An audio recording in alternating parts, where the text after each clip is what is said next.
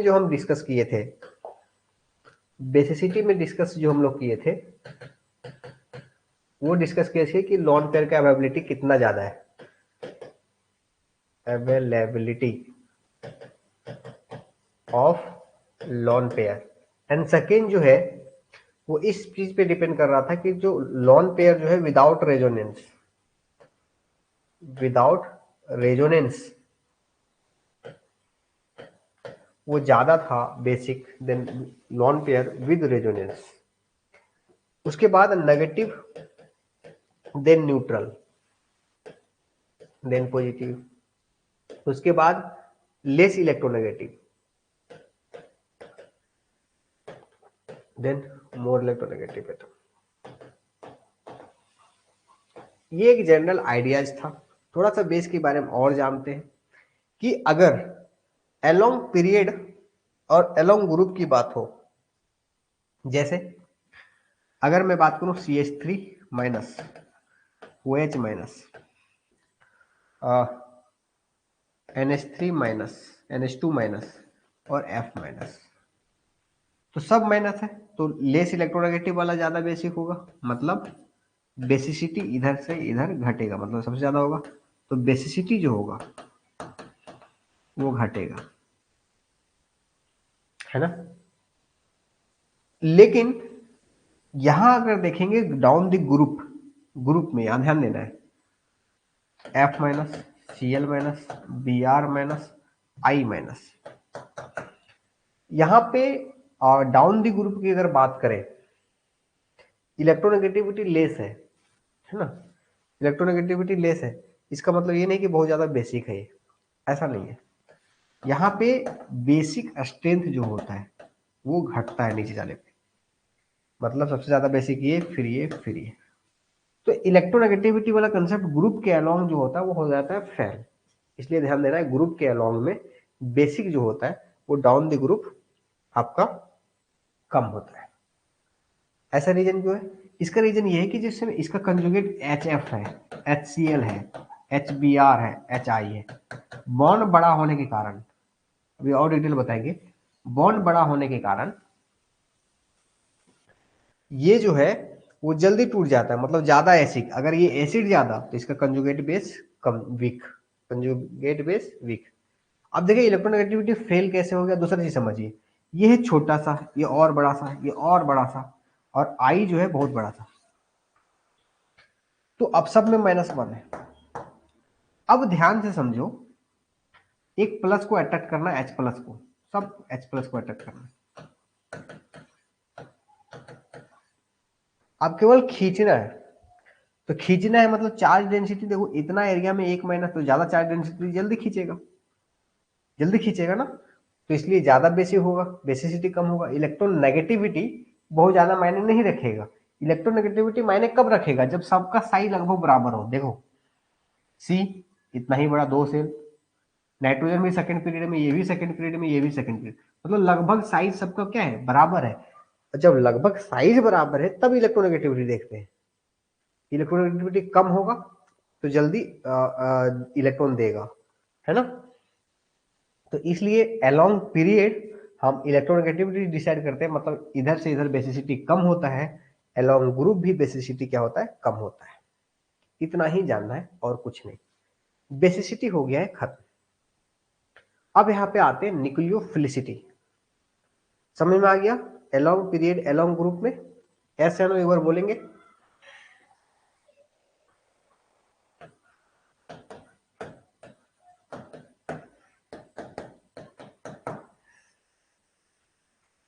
अब इसमें बताएंगे कि 1 या 2 दोनों में से कौन ज्यादा बेसिक है, दोनों में से ज्यादा बेसिक कौन है।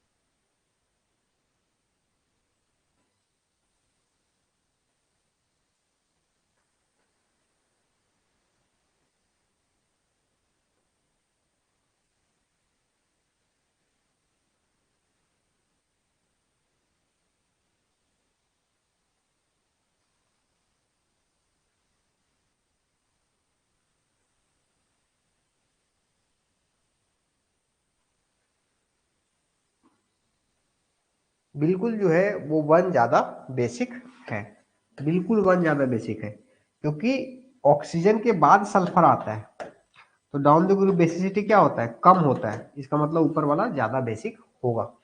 अब ध्यान दीजिएगा, हाइड्रा एसिड्स जो होते हैं, हाइड्रा एसिड्स मतलब इधर से इधर एसिडिक बढ़ेगा एंड बेसिक घटेगा, उसी तरह से नीचे से ऊपर से नीचे जाने पे एसिडिक बढ़ेगा, बेसिक घटेगा, याद रख लीजिएगा। अब आता है न्यूक्लियोफिलिसिटी वर्सेस बेसिसिटी। एक आता है न्यूक्लियोफिलिसिटी, देखिए न्यूक्लियोफाइल का भी काम है इलेक्ट्रॉन देना, लोन पेयर देना, और बेस का काम भी है इलेक्ट्रॉन देना, बेस का भी काम है लोन पेयर डोनर। अब ये भी हम बहुत डिटेल में बात किए थे झारखंड पीजीटी जब पढ़ा रहे थे हम। देखिए अब लोन पेयर देना है दोनों का काम, लेकिन दोनों का सिचुएशन इंटेंशन में काफी अंतर है, काफी डिफरेंस है। कैसे डिफरेंस है, देखिए ये लोन पेयर जो है न्यूक्लियोफाइल किसको देता है, other than hydrogen, other than hydrogen H plus, और इसको जनरली किसके रिस्पेक्ट में देखा जाता है, H प्लस को दे रहा है। अब हाइड्रोजन एक बहुत छोटा सा चीज को दे रहा है, और ये कुछ बड़ा सा चीज को भी दे सकता है, किसी को भी दे सकता है ना। तो ये एक छोटा सा चीज को दे रहा है और ये किसी को भी दे सकता है कार्बन को छोड़ करके। तो यहाँ पे जो मेन डिपेंड करता है पोलराइजेबिलिटी, पोलराइज एबिलिटी, और यहां पे जो डिपेंड करता है वो डिपेंड करता है अट्रैक्शन, अट्रैक्शन।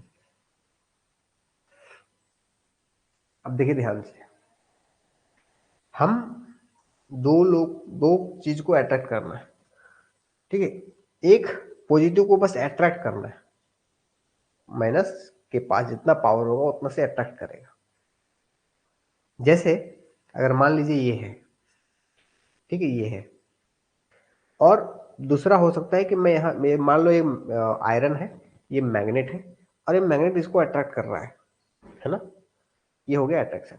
दूसरा है क्या कि कुछ ऐसा चीज है जो इसको इस तरह पकड़ता है और फिर यहाँ ले आता है, देखो यहाँ था, ये गया और ये पकड़ के ले आया। दोनों का मीनिंग समझिए, दोनों सिचुएशन में ये पेन जो है यहां से यहां तक का मूवमेंट कर रहा है, दोनों के केस में अट्रैक्शन हो रहा है। डू यू अग्री या नॉट?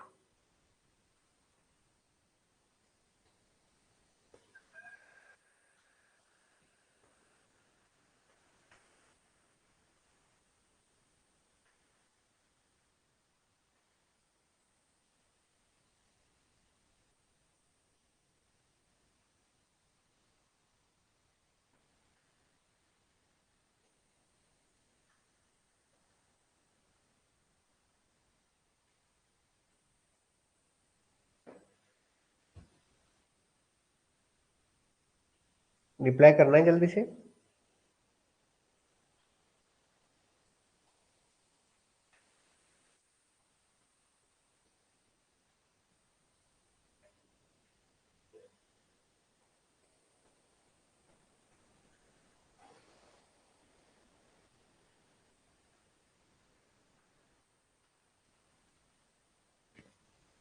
एक only attraction and second polarisability. ठीक है सर, एक्सप्लेन पोलराइजेबिलिटी सर, बिल्कुल उसको एक्सप्लेन कर रहे हैं। ठीक है, पहले आप लोग को रिप्लाई करना है। देखो अट्रैक्शन जो हो रहा था, केवल मैग्नेट के थ्रू जो अट्रैक्शन हो रहा था उसको बोल रहे हैं अट्रैक्शन। पोलराइजेबिलिटी कहने का मतलब है उसको पकड़ा, फिर खींचा, फिर अपने तरफ ले आया, उसको बोलते हैं पोलराइजेबिलिटी। देखो पोलराइजेबिलिटी को जनरल अपने भाषा में फ्लैक्सिबिलिटी वर्ड यूज कर सकते हैं केवल समझने के लिए, फ्लैक्सिबिलिटी। जैसे समझिए कि अगर एक पॉजिटिव चार्ज है ऐसा और एक नेगेटिव चार्ज है ऐसा, अब ये क्या करता है, इस ये तब ये पॉजिटिव चार्ज डेंसिटी है, ये नेगेटिव चार्ज डेंसिटी, हर जगह पे नेगेटिव इलेक्ट्रॉन डेंसिटी है, तो ये क्या करेगा, इसको अट्रैक्ट करेगा। अभी अट्रैक्ट होने की वजह से क्या करेगा, इसका शेप ऐसे बन जाएगा,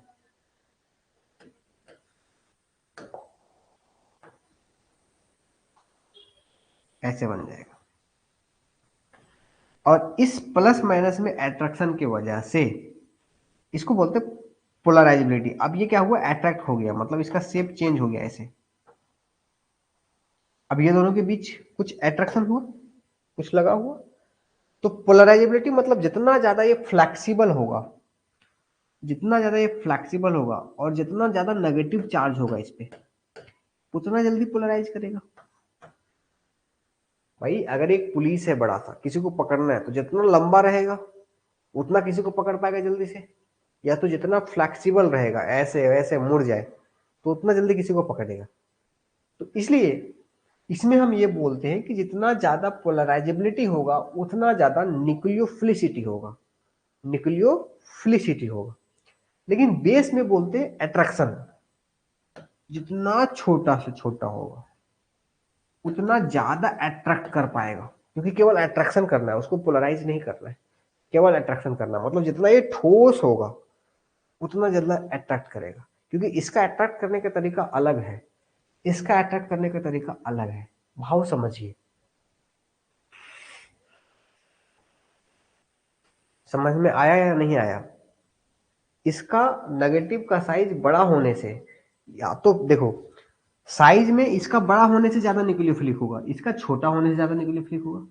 चार्ज ज्यादा, इसमें भी ज्यादा नेगेटिव होने से ज्यादा न्यूक्लियोफिलिक, तो इसमें भी ज्यादा नेगेटिव रहेगा, ज्यादा अट्रैक्ट करेगा। इसमें भी ज्यादा नेगेटिव रहेगा तो ज्यादा जल्दी फ्लेक्सिबल होगा।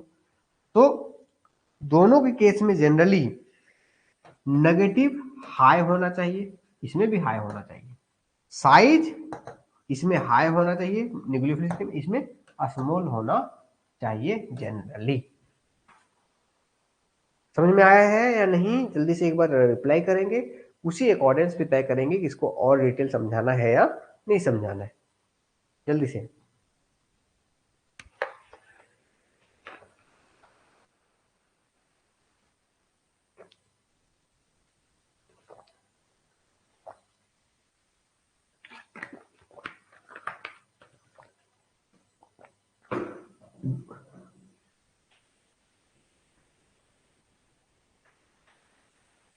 चलिए आगे बढ़ते हैं।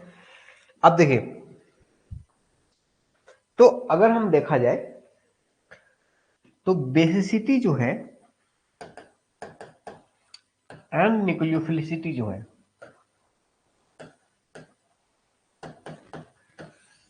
सेम होता है, सेम सेम पैरेलल चलता है, पैरेलल चलेगा same in general case. Generally हर जगह पे केस सेम चलेगा एक्सेप्ट अलोंग ग्रुप, पहला, and second at alpha effect. ये दो केस में जनरली आपका न्यूक्लियोफिलिसिटी और बेसिसिटी जो है ऑपोजिट हो जाता है।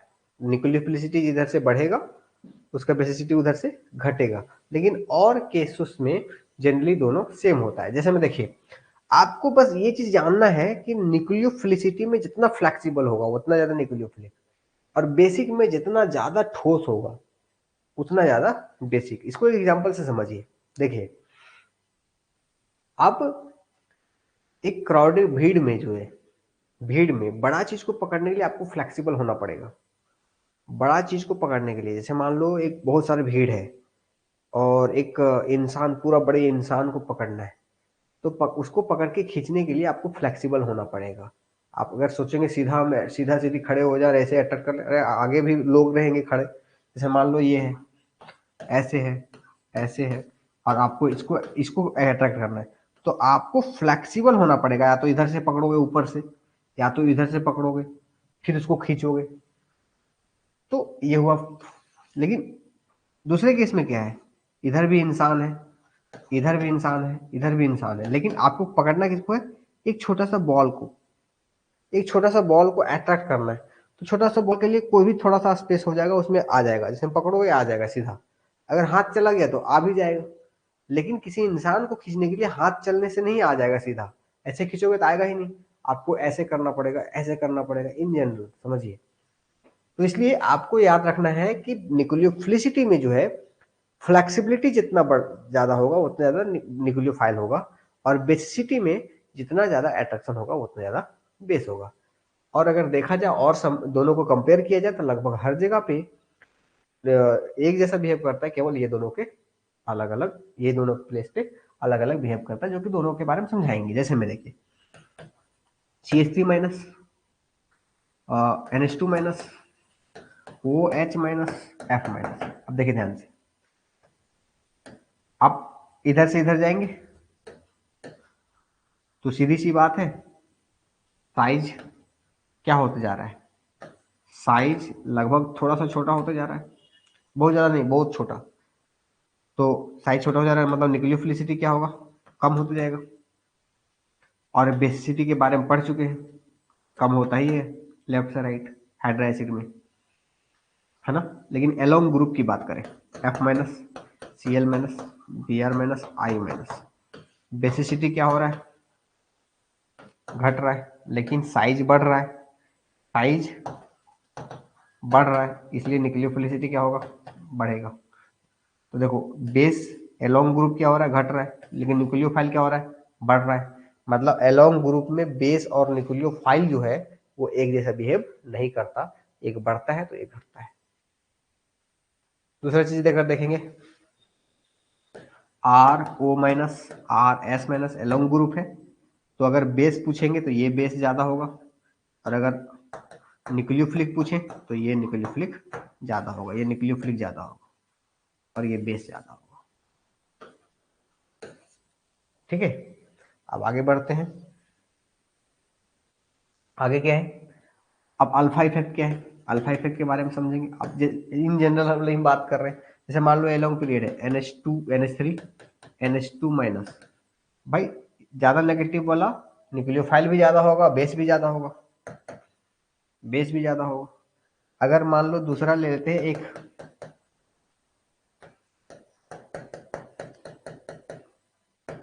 ये बिना रेजोनेंस वाला, ये रेजोनेंस वाला, तो बिना रेजोनेंस वाला न्यूक्लियोफाइल भी ज्यादा होगा, बेस भी ज्यादा होगा, मतलब यहाँ दोनों एक जैसा बिहेव करेगा।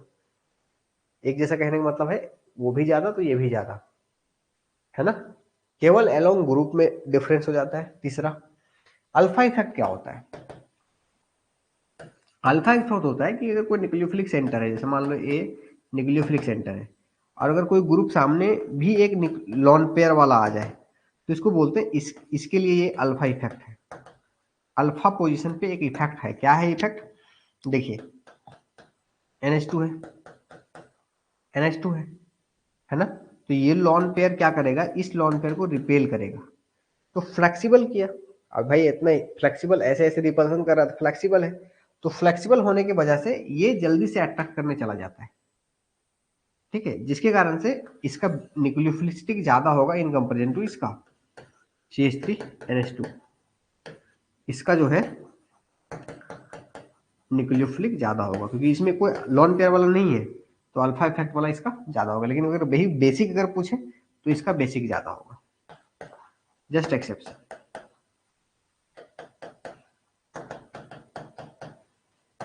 ये सब क्यों ऐसा इससे ज्यादा बेसिक हो गया, क्योंकि ये जब एसिड बेस का कंसेप्ट है, कंजुगेट एसिड बेस का कंसेप्ट, उसमें जाएंगे फिर टाइम लग जाएगा। बस आप क्वेश्चन बनाना सीख जाइए, बस काफी है। देखिए जैसे NH2O माइनस, इसको कंपेयर कर रहे हैं हम CH3O माइनस से, तो इसमें अल्फा इफेक्ट है, तो अल्फा इफेक्ट वाला का न्यूक्लियोफिलिसिटी ज्यादा होगा, और बिना अल्फा इफेक्ट वाला का बेसिसिटी ज्यादा होगा, इसका बेसिसिटी ज्यादा होगा, क्योंकि इसके जस्ट बगल में लॉन पेयर आ गया, फ्लेक्सिबल कर दिया, फ्लेक्सिबल कर दिया मतलब न्यूक्लियोफिलिसिटी ज्यादा होगा। तो जिसके पास अल्फा इफेक्ट होगा उसका न्यूक्लियोफिलिसिटी ज्यादा होगा, जिसके पास नहीं रहेगा उसका बेसिसिटी ज्यादा होगा। तो इस तरह से न्यूक्लियोफिलिसिटी भी क्लियर है। एक बार आप लोग रिप्लाई करेंगे कि न्यूक्लियोफिलिसिटी और बेसिसिटी क्लियर है या नहीं है, जल्दी से रिप्लाई करेंगे।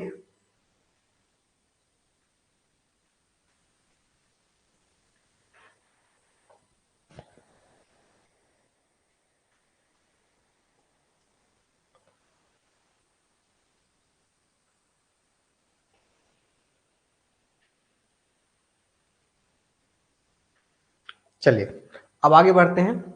ये हमें अच्छा लगा, थोड़ा कॉन्फिडेंट आया कि हाँ सभी लोग जल्दी से रिप्लाई किए। इससे पहले वाले में रिप्लाई बहुत स्लो किए थे। देखिए अब यहाँ पे है, आगे हम लोग क्या पढ़ने वाले थे,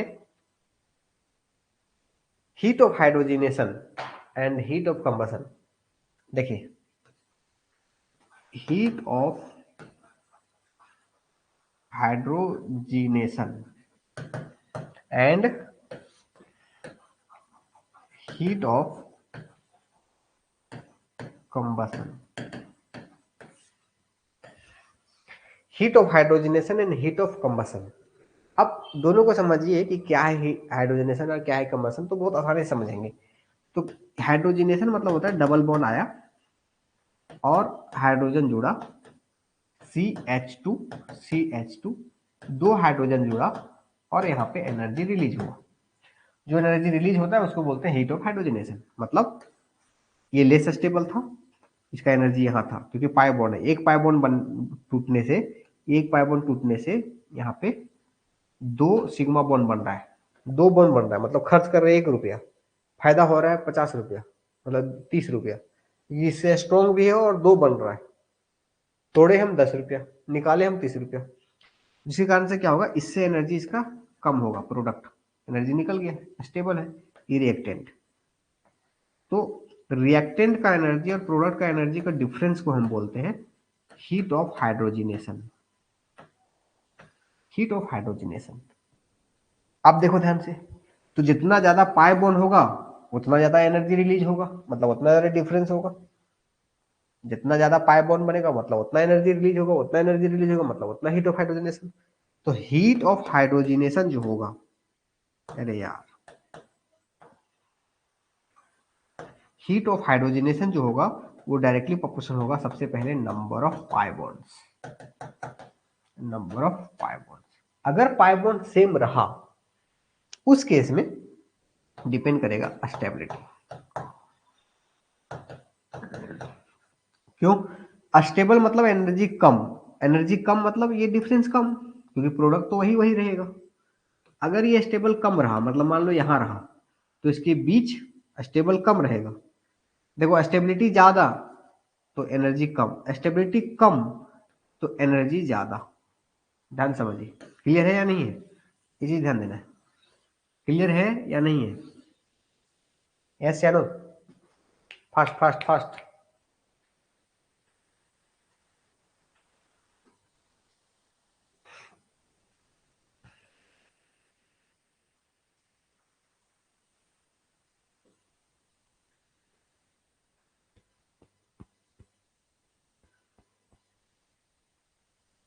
चलिए अब यहाँ पे क्या है, कुछ क्वेश्चंस ले लेते हैं। जैसे मान लीजिए CH2 double bond CH3, CH2 CH2 CH3, ये हो गया।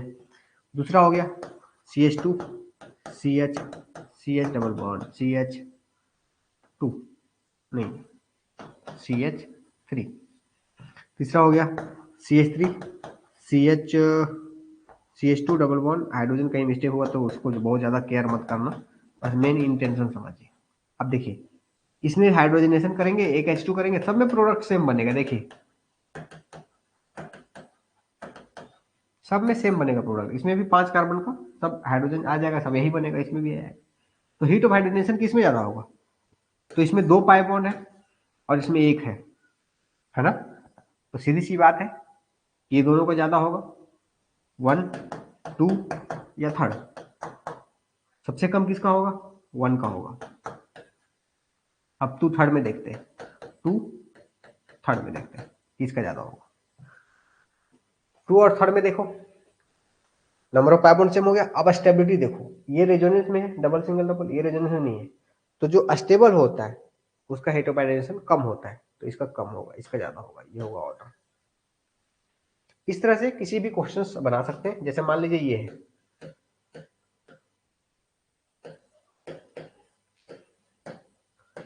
ऐसा और एक ऐसा है, दोनों में अगर आप देखेंगे तो number of pi bond same है, लेकिन स्टेबिलिटी देखेंगे इसका ज्यादा है कंजुगेशन में, इसलिए इसका हीट ऑफ हाइड्रोजनेशन ज्यादा होगा। ठीक है, तो आप लोग से क्वेश्चंस,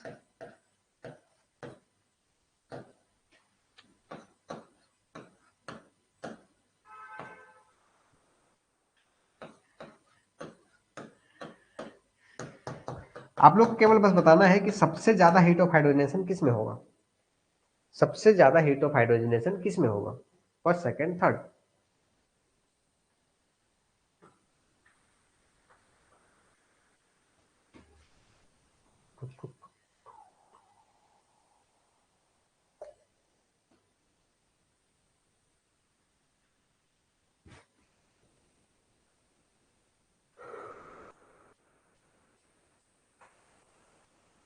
बिल्कुल थर्ड में होगा।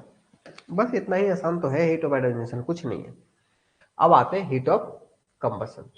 देखो मेन हमेशा ध्यान रखिए क्या हो रहा है, उस चीजों को समझिए। उसके बाद ना हर फीलिंग देख, लोग क्यों बोलते हैं समझा करो समझा करो, क्योंकि उससे डिपेंडेंट चीजें ना याद हो जाती है कि क्या होना है उस चीज को, वो लॉन्ग टर्म तक याद रहेगा। ठीक है, अब देखिए कोई बात नहीं, होता है गलतियां।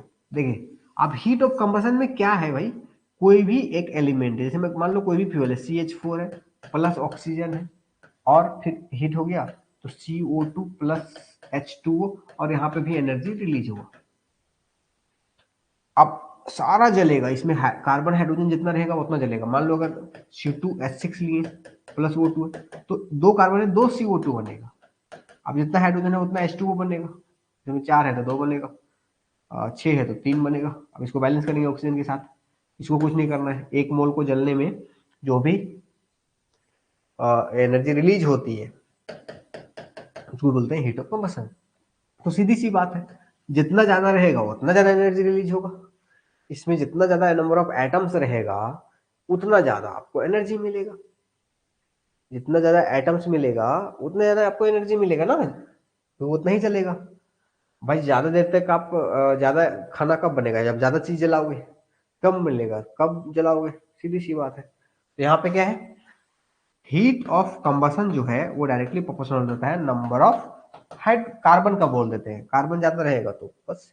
जैसे मीथेन से ज्यादा किसका होगा, इथेन का, इथेन से ज्यादा किसका होगा, प्रोपेन का, प्रोपेन से ज्यादा किसका होगा, ब्यूटेन का, साइक्लोप्रोपेन से ज्यादा साइक्लोब्यूटेन, मतलब इस तरह से बढ़ता चला जाएगा। लेकिन अगर नंबर ऑफ कार्बन सेम रहा तब के केस में स्टेबिलिटी वाला वही सेम स्टेबिलिटी वाला आ जाएगा। क्यों ऐसा, ये देखो फिर इसका डायग्राम बनाएंगे, ये रिएक्टेंट है ये प्रोडक्ट है, सब में CO2 प्लस H2O बनेगा। रिएक्टेंट, आप इसको बोल, जो एनर्जी डिफरेंस रहेगा उसको बोलेंगे एंथैल्पी ऑफ कंबसन। तो जितना ज्यादा एनर्जी डिफरेंस ज्यादा रहेगा, एनर्जी डिफरेंस ज्यादा है, मतलब सॉरी ये स्टेबल ज्यादा है तो एनर्जी कम है, अगर स्टेबल कम है तो एनर्जी ज्यादा है। बस दैट्स इट, इतना ही क्वेश्चन है। जैसे मान लीजिए फिर से वही हेक्सेन है, हेक्सेन का दो फॉर्म होता है, चेयर फॉर्म और बोट फॉर्म। अरे यार ऐसे बनता है,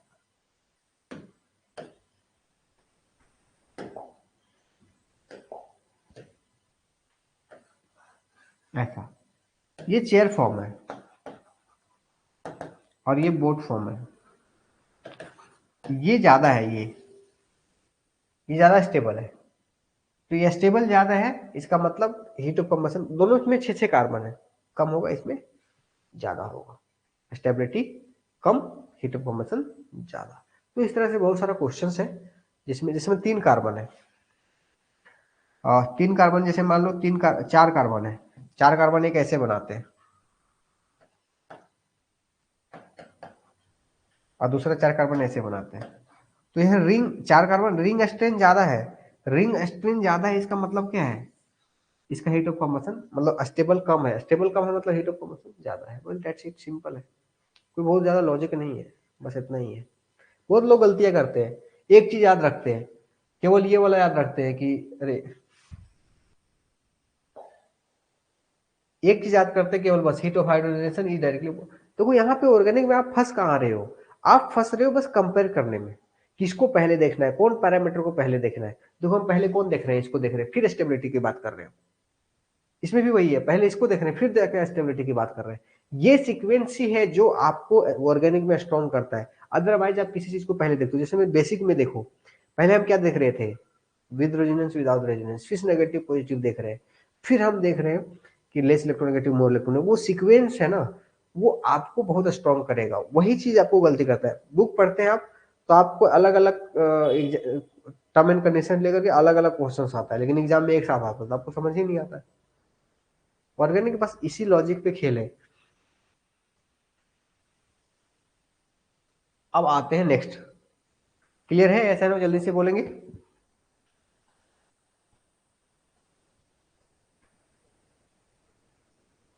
एरोमेटिक कंपाउंड है ना। नेक्स्ट है एरोमेटिक कंपाउंड।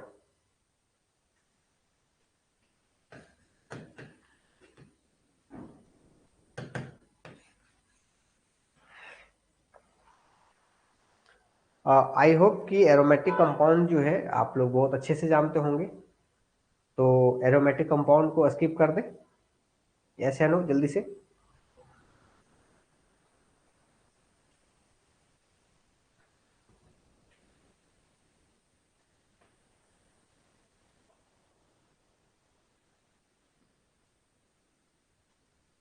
चलिए, ये मानते हुए सजेस्ट अब लोग का भी मैसेज आ रहा है, एरोमेटिक कंपाउंड बहुत अच्छे से जानते होंगे, इसलिए इसको हम स्किप कर रहे हैं। अब आते हैं हम आइसोमेरिज्म के ऊपर।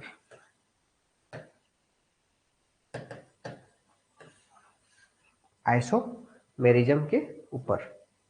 आइसोमेरिज्म से पहले भी अगर मैं बात करूं तो पहले नोमेनक्लेचर कंप्लीट कर लेते हैं। बहुत आसानी से नोमेनक्लेचर यूपीए के नेम जो है थोड़ा सा कर लेते हैं। नोमेनक्लेचर बहुत लोग का बहुत मिस्टेक होता है इसमें, बहुत आसानी से समझना है। 10 मिनट्स लेंगे, 10 मिनट्स में आपको नोमेनक्लेचर जो है वो सारा जो भी कंफ्यूजन दिक्कत प्रॉब्लम, ठीक है, वो सारा यहाँ पे क्लियर हो जाएगा। जैसे हम देखिए, पहला क्या है, फार्मूला क्या है, प्रेफिक्स। पहला, दूसरा क्या है, वर्ड रूट। प्लस क्या है, प्राइमरी सफिक्स। प्लस क्या है, secondary suffix. Primary suffix, second क्या है, सेकेंडरी सफिक्स। ऐसा prefix, word root, primary suffix and secondary suffix. अब यहाँ ध्यान से समझना है। अब एक चीज को समझना है, प्रेफिक्स मतलब जानते ही, वर्ड रूट मतलब लॉन्गेस्ट चेन नहीं यूज करना है यहाँ पे। बात देखिए ध्यान से, वर्ड रूट मतलब पेरेंट चेन। पेरेंट चेन को समझना है, बहुत बार गलतियां हो जाता है। पेरेंट चेन मतलब होता है प्रधान, जिसको आप अहमियत दे रहे हो, जिसको आप प्रमुख मान रहे हो, उसको बोलते हैं पेरेंट चेन। कैसे पता करेंगे पेरेंट चेन? सबसे पहले फंक्शनल ग्रुप को प्रायोरिटी देंगे, कि अगर फंक्शनल ग्रुप है तो प्रायोरिटी देंगे कि फंक्शनल ग्रुप को हम अपना प्रधान माने। ठीक है, जैसे मान लो कि आपके पास थोड़ा सा पानी है, आप किसको धोओगे? यहाँ धोओगे, यहाँ धोओगे, यहाँ धोओगे, यहाँ धोओगे, फेस धोओगे, तो जनरली फेस ही धोता है, लोग तुरंत धोलेगा फेस। तो फंक्शनल ग्रुप जो है यही आपका प्रायोरिटी होता है। अगर ये नहीं है ना, फंक्शनल ग्रुप में सब आ जाएगा, कोई आपका फंक्शनल ग्रुप में क्या क्या, आप तो फिर डबल बॉन्ड अलग कर देते हैं इसको, चलो फिर डबल बॉन्ड को देखेंगे, डबल बॉन्ड फिर देंगे प्रायोरिटी। डबल बॉन्ड अगर भी ना हो तो लॉन्गेस्ट चेन देंगे, लॉन्गेस्ट चेन देंगे। जैसे मान लीजिए कि एक है CH3, CH2, CH, CH2, OH, CH2, CH3, तो इसमें प्रायोरिटी क्या होगा? इधर से 4 कार्बन नहीं गिनेंगे, पहले फंक्शनल ग्रुप को तो इसको रखना ही है पेरेंट चेन में, तो ये हो गया पेरेंट चेन। यहां से स्टार्ट करेंगे 1 2, अब इधर 2 है, इधर 2 है, किसी को ले लीजिए, तो ये हो गया पेरेंट चेन। दूसरा, अगर मान लीजिए ऐसा है,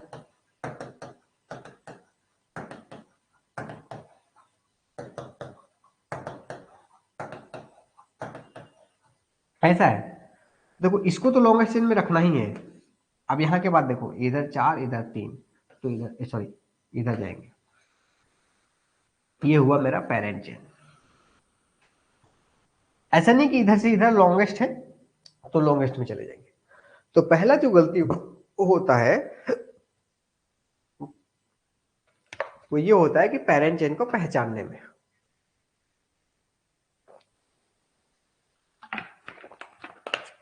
तो पेरेंट चेन में सबसे पहले ध्यान देंगे फंक्शनल ग्रुप है तो ठीक है, नहीं तो कोई बात नहीं, फिर आगे देखेंगे डबल बॉन्ड है तो ठीक। और अगर ये दोनों तो ये दोनों को ही रखेंगे, अगर ये दोनों है तो ये दोनों को ही रखेंगे। जैसे एग्जाम्पल सी एच, मतलब ऐसा कर देते हैं ना, CH2OH ऐसा है, और यहाँ पे CH डबल बॉन्ड CH2, मतलब C है क्या, और यहाँ पे CH2 CH2 CH3। अब ये तो रखना ही है, OH वाला को थोड़ा सा अच्छा से लिख देते हैं, वो अरे OH, इसको तो रखना ही है। लेकिन उसके बाद यहाँ के बाद ये या ये, तो यहाँ के बाद ये, ऐसे पैरेंट चेन में अगर फंक्शनल ग्रुप डबल बॉन्ड है तो इसको रखेंगे पैरेंट चेन में, इसको प्रेफिक्स में रख देंगे। ये चीज ध्यान देना है पैरेंट चेन पहचानते समय। प्रेफिक्स जो है other than parent chain, other than parent chain, जो पैरेंट चेन के अलावा जो है उसको हम बोलेंगे प्रेफिक्स। ठीक है, पेरेंट चेन के जो अलावा है, जो छूट गया है, उसको बोलेंगे हम प्रेफिक्स, जिसको हम अदर वर्ड में बोलते हैं सब्स्टिट्यूएंट। सब्स्टिट्यूएंट जैसे जैसे मान लीजिए कि ये है और यहाँ पे ऐसा बच गया Cl, या तो ऐसा है यहाँ पे OR बच गया, या ऐसा है यहाँ पे NO2 बच गया, तो इसको बोलेंगे प्रेफिक्स। आई थिंक प्रेफिक्स के बारे में सबको जानते होंगे, chloro bromo hydro methoxy ethoxy बहुत पढ़ाए होंगे आप लोग, 11th-12th का क्लास को बहुत पढ़ाए होंगे, तो ये आपको याद होगा। जो कंफ्यूजन इस टाइप का है उसको मैं क्लियर करना चाहूंगा। प्राइमरी सफिक्स मतलब single type of bond, single single रहेगा तो एन, डबल रहेगा तो इन, और ट्रिपल रहेगा तो आइन। आपको ये समझ में आता है, ये सब चीज जानते होंगे। सेकेंडरी सफिक्स में भी आपको थोड़ा सा कभी कभी गलतियां होता है, जिसके बारे में भी हम बात करते हैं। कभी कभी गलतियां होता है, सबसे नहीं होता है, दिल पे नहीं लीजिएगा, ठीक है। देखिए सेकेंडरी सफिक्स दो प्रकार का होता है, एक SS1 और एक SS2। SS1 में क्या है, SS1 में क्या होगा कि जो SS मतलब जो कार्बन का फंक्शनल ग्रुप है, कार्बन फंक्शनल ग्रुप जो है, कार्बन का फंक्शनल ग्रुप है वो दो तरह से होता है, SS1 SS2। एक तो इन पैरेंट चेन और एक आउट पैरेंट चेन। इसका मतलब समझिए, जैसे मान लीजिए कि ये है CH3 CH2 CHO, दूसरा क्या है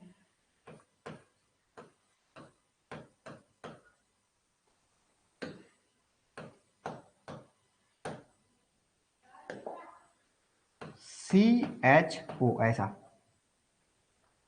अब देखो ये जो है तीन कार्बन है इसमें भी, लेकिन ये जो CHO है ना, इसमें 1 2 3 पूरा पैरेंट चेन में, लेकिन इसमें पैरेंट चेन नहीं है।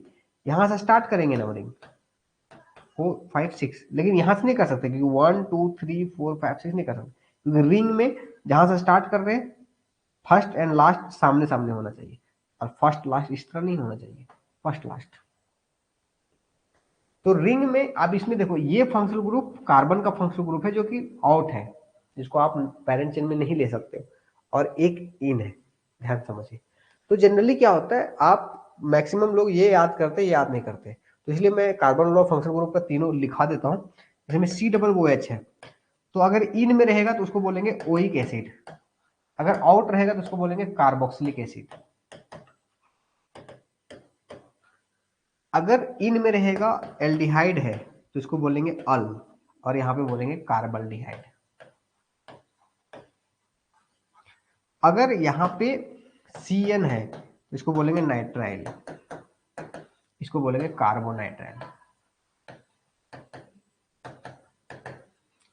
और अगर COOR है तो इसको बोलेंगे O8, एल्काइल पहले लगाते हैं, बाकी बाद O8, इसमें लगाएंगे कार्बोक्सिलेट,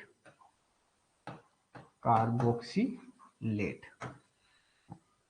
और क्या बचा COCl, तो इसको बोलेंगे OL क्लोराइड, यहां पे बोलेंगे कार्बोनिल क्लोराइड।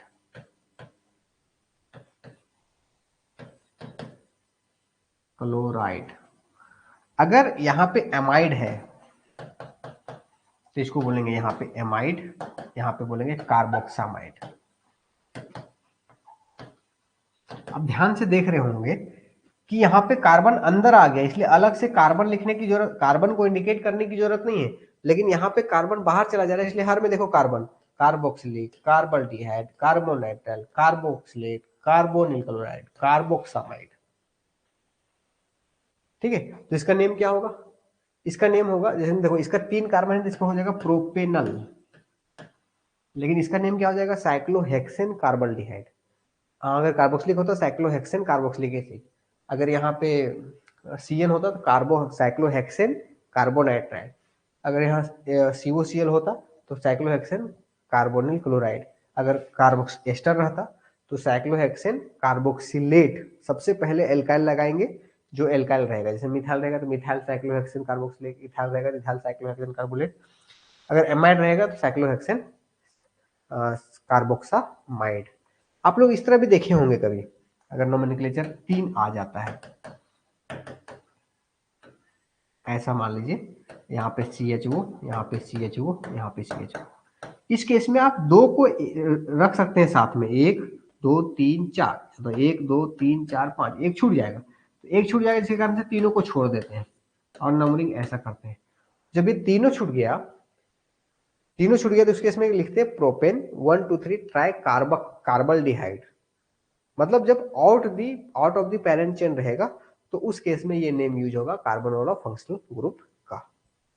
ये आप लोगों को पता होगा। अब आते हैं नोमेनक्लेचर के रूल पे। ये पहचान हो गया। अब रूल पे क्या बोलता है? प्रेफिक्स लिखेंगे, प्लस वर्ड रूट लिखेंगे, प्लस प्राइमरी सफिक्स लिखेंगे, प्लस सेकेंडरी सफिक्स लिखेंगे। तो सबसे पहले पहला रूल होता है पैरेंट चेन का पहचान करना। पेरेंट चेन का पहचान करना, जिसके बारे में हम डिस्कस कर चुके हैं कि पेरेंट चेन पहचान कैसे करेंगे। सबसे पहले फंक्शनल ग्रुप वाला पार्ट को रखेंगे, डबल बॉन्ड वाला पार्ट को रखेंगे, अगर ये नहीं है तो लॉन्गेस्ट को रखेंगे, लॉन्गेस्ट कार्बन को रखेंगे, लॉन्गेस्ट कार्बन चेन को रखेंगे। पेरेंट चेन पहचान हो गया, उसके बाद करेंगे नंबरिंग। नंबरिंग स्टार्ट किधर से करेंगे? तो इसमें भी जिधर नियर टू, जहां नियर फंक्शनल ग्रुप आ जाए, फंक्शनल ग्रुप नहीं तो डबल बॉन्ड नहीं, फिर आपका ऐड करेंगे सम ऑफ ऑल प्रेफिक्स। पहले ध्यान देना है कि फंक्शनल ग्रुप किधर से नजदीक आ जाए तो ठीक है, अदरवाइज डबल बॉन्ड नहीं है, अदरवाइज ये भी नहीं है, तब जाकर के प्रेफिक्स का पोजीशन को जोड़ेंगे जिधर से कम आ जाए, है ना। लो सम ऑफ ऑल प्रेफिक्सेस। अब जब नंबरिंग हो जाए, जैसे मेरे एग्जांपल समझिए, जैसे मान लीजिए CH3 है, CH2 है, CHO है, तो ये फंक्शनल ग्रुप ये है ना, तो यहीं से नंबरिंग स्टार्ट होगा, यहीं से। लेकिन अगर ये है जो ये OH है, ये फंक्शनल ग्रुप है लेकिन ये कार्बन नहीं है, ऐसा नहीं कि यहीं से स्टार्ट कर सकते हैं, एक एंड से दूसरे एंड जाएंगे, तो जिधर से नजदीक पड़ेगा 1 2 तो इधर से नंबरिंग करेंगे, 3 4 इधर से नहीं करेंगे, इधर से करेंगे, और आगे देखेंगे। और क्या है? CH3 CH2 CH CH3 ऐसा CH3 CH, यहाँ पे Cl, यहाँ पे Cl, यहाँ पे CH2, यहाँ पे CH2OH। इस केस में देखिए ऐसा है, तो जब भी फंक्शनल ग्रुप आ जाए वहां जोड़ने ओढ़ने वाला नहीं, जब ये नजदीक है मतलब यही से स्टार्ट करेंगे। ऐसा नहीं करना है कि इधर सबको जोड़ने चलेंगे। जब जोड़ने वाला काम कब होता है? जब फंक्शनल ग्रुप ना हो, जब डबल बॉन्ड ना हो, तब जोड़ने वाला काम करते हैं। जैसे में देखिए, अगर मान लीजिए ऐसा है Cl Cl CH double bond CH2, इसमें से अब डबल बॉन्ड है तो पहले इसी को केवल देखना है, इधर से 3 पे, इधर पे 1 पे, तो इधर से नंबरिंग करेंगे। नंबरिंग में बहुत बार गलती करते हैं लोग, जोड़ने स्टार्ट कर देते हैं, हर केस में जोड़ते हैं। नहीं, जोड़ना तभी है जब इस सब नहीं रहे, अगर ये रहेगा तो केवल उसी को देखेंगे, डबल बॉन्ड रहेगा तो केवल उसी को देखेंगे, अगर नहीं रहेगा तब ये जोड़ा जोड़ी काम करेंगे। जैसे देखिए ये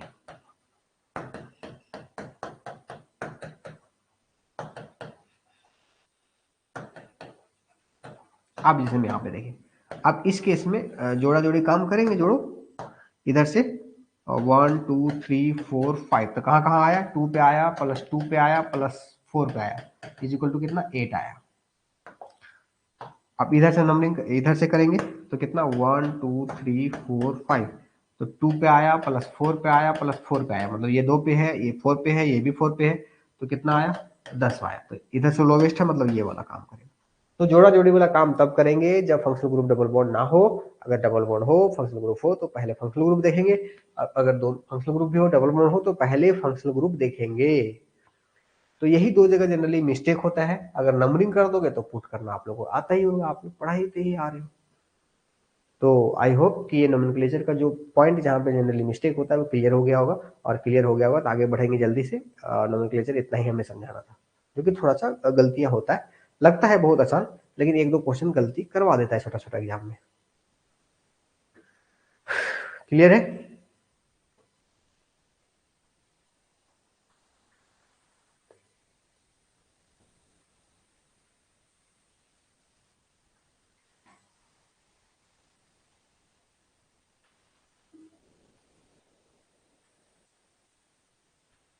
चलिए अब आगे हम लोग बढ़ने वाले हैं आइसोमेरिज्म के केस में।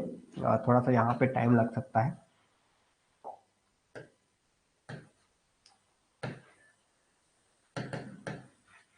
आइसोमेरिज्म में दो पार्ट है ना। पहला स्ट्रक्चरल आइसोमर्स,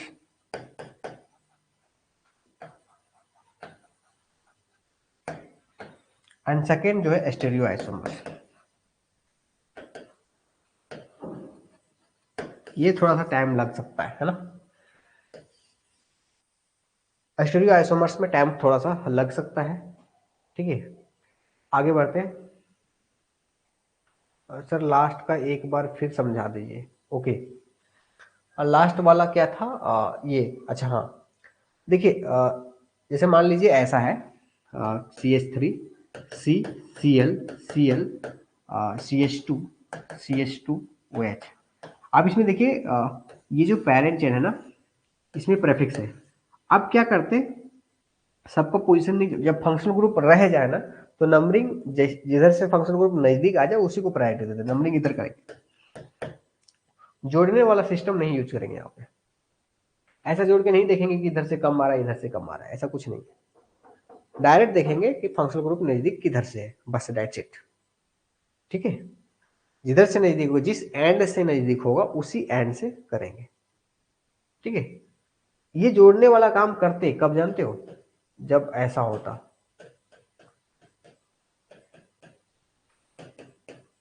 ऐसा होता, जैसे मान लो ऐसा होता। तो अब इस केस में देखते हैं 1 2 3 4, तो 2 + 2 + 4 इज इक्वल टू कितना 8। इसमें देखेंगे 1 2 3, 3 + 3 + 1 इज इक्वल टू 7, तो इधर से नजदीक जाएंगे। लेकिन अगर ऐसा नहीं है,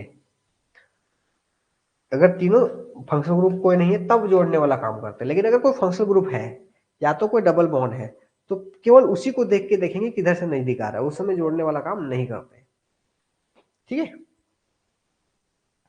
अब आइसोमर में फिर से मैं बोल रहा हूँ थोड़ा सा यहाँ टाइम लग सकता है, क्योंकि स्टीरियो आइसोमर्स में थोड़ा सा नंबर, सर झारखंड पीजीटी में भी नंबर छोड़े थे तो यहाँ पे करेंगे, तो यहाँ पे थोड़ा सा टाइम लग सकता है, इसलिए पैसेंस बना के रखेंगे।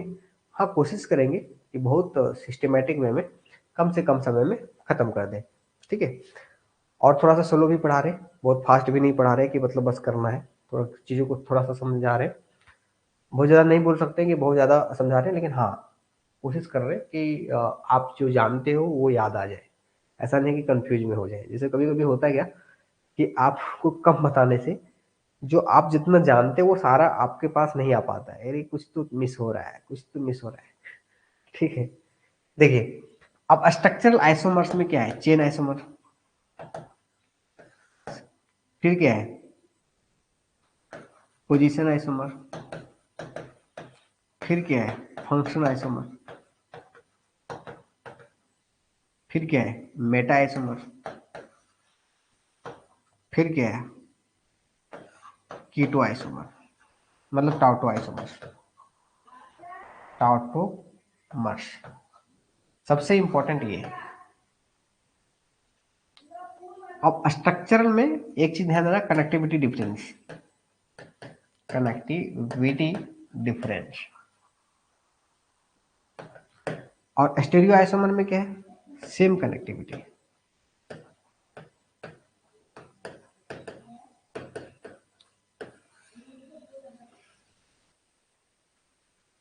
सेम कनेक्टिविटी, ठीक है। अब यहां पे ध्यान समझना है, कनेक्टिविटी डिफरेंस और सेम कनेक्टिविटी, इसका मतलब ये है कि अगर आप इस चीज को देखोगे CH3 CH2 CH3 CH2 CH3, आप इसी का दूसरा स्ट्रक्चर देखिए CH3 CH CH3, आप यहाँ कनेक्टिविटी डिफरेंस हो चुका है, C से 3H C से 3H, लेकिन C से 2H, लेकिन यहाँ से C से H, कनेक्टिविटी डिफरेंस हो चुका है, इसको बोलेंगे स्ट्रक्चर है। पोजिशन में भी देखिए CH3 CH Cl CH3 CH3 CH2 CH2 Cl, ऐसा। लेकिन इसमें क्या है, Cl कनेक्टिविटी देखो, CH3 के बाद CH Cl CH2, connectivity difference है। Position isomers, functional isomers CH3 CH2 OH, वो से जुड़ा हुआ है, CH3 O CH3, connectivity difference. लेकिन फॉर्मूला सबका क्या है, सेम। डेफिनेशन तो आप लोग जानते ही हो, जिस कंपाउंड का दो कंपाउंड के फॉर्मूला सेम हो लेकिन प्रॉपर्टीज डिफरेंट हो, उसको बोलते हैं आइसोमर। आइसोमर्स का डेफिनेशन क्या है, आइसोमर्स मतलब दो कंपाउंड दोनों का फॉर्मूला सेम हो। जिसे मैं बार बार बहुत क्लास में भी ये बात किया हूँ कि भाई का डेफिनेशन क्या है, जिसका बाप सेम हो लेकिन दोनों का गुण अलग हो, उसको भाई बोलेंगे। तो यहाँ पे क्या है, तो ऐसे कंपाउंड जिसका फॉर्मूला सेम हो, मोलिकुलर फॉर्मूला सेम हो लेकिन प्रॉपर्टी डिफरेंट हो, उसको बोलेंगे हम आइसोमर्स। और इस घटना को बोलेंगे आइसोमेरिज्म। अब अगर वो स्ट्रक्चर डिफरेंट हो, फॉर्मूला सेम है लेकिन स्ट्रक्चर डिफरेंट हो, उसको बोलेंगे स्ट्रक्चर आइसोमर्स। फॉर्मूला सेम है, स्ट्रक्चर सेम है, लेकिन उसका पोजीशन अलग है। जैसे मान लो ये देखो, ये क्या है, स्ट्रक्चर ऐसे भी रहेगा सेम है लेकिन पोजीशन अलग है, ऐसे है पोजीशन नंबर ऐसे। अगर इस केस में केवल पोजीशन डिफरेंट, सेम स्ट्रक्चर होगा सेम फॉर्मूला होगा लेकिन पोजीशन अलग होगा, तो उसको बोलेंगे स्टीरियो आइसोमर्स। तो स्ट्रक्चर अलग होने का कारण क्या होगा, या तो कार्बन चेन में हो, या तो पोजीशन में हो, या तो फंक्शनल ग्रुप में हो, या तो साइज में हो, एल्काइल ग्रुप के साइज में हो। अगर ये दोनों का स्ट्रक्चर को देखेंगे तो साइज में केवल डिफरेंस दिखेगा, साइज में डिफरेंस है, तो इसको बोलेंगे मेटा आइसोमर्स। और टाउटोमर्स को अलग से पढ़ाएंगे, पहले इस सब चीज को समझिए। टाउटोमर्स को स्पेशल पढ़ाएंगे, थोड़ा सा टाइम लेंगे। अब ये सब चीजों में से देखेंगे, केवल आपको पहचानना है एग्जाम में कि किसका क्या आइसोमर है। तो भाई कार्बन का चेन में डिफरेंस अगर दिख रहा है तो चेन आइसोमर, अगर फंक्शनल ग्रुप का पोजीशन में अगर डिफरेंस दिख रहा है तो पोजीशन आइसोमर, फंक्शनल ग्रुप अगर चेंज दिख रहा है तो फंक्शनल आइसोमर, अगर एल्गाइल ग्रुप का साइज में डिफरेंस दिख रहा है, तीन का दो हो गया, तो इसको बोलेंगे हम मेटा आइसोमर। सीधी सी बात है। यहाँ मजे वाली बात यह है कि जो कंफ्यूजन होता है वो ये होता है, चेन आइसोमर में फार्मूला है, इसका फार्मूला है चेन आइसोमर का, नंबर बराबर 2 के पावर n-4 + 1, n बराबर नंबर ऑफ कार्बन एटम है। जैसे अगर C5H 12 अगर इसका यूज करेंगे, अरे 12, तो कितना होगा, टू के पावर 5 - 4 + 1 इज इक्वल टू 2 के पावर 1 + 1 इज इक्वल टू 3। अगर C10 H22 इसका यूज करेंगे तो 2 के पावर 10 - 4 + 1, तो कितना हो जाएगा, 2 के पावर 6 + 1, मतलब 65। इस तरह से आप चेन आइसोमर का निकाल सकते हैं, बाकी बात किसी का नहीं। और चेन आइसोमर में भी उसी का, चेन आइसोमर का केवल जब एल्केन रहेगा, जब सिंगल बॉन्ड रहेगा, मोनोवैलेंट रहेगा, कंपाउंड मोनोवैलेंट रहेगा तब, कंपाउंड अरे मोनोवैलेंट रहेगा तब, मोनोवैलेंट रहेगा तब। अब आगे बढ़ते हैं। अब यहां पे समझना है, केवल कभी कभी गलती होता है पोजीशन आइसोमर्स में, कभी कभी क्या लगता है देखिए,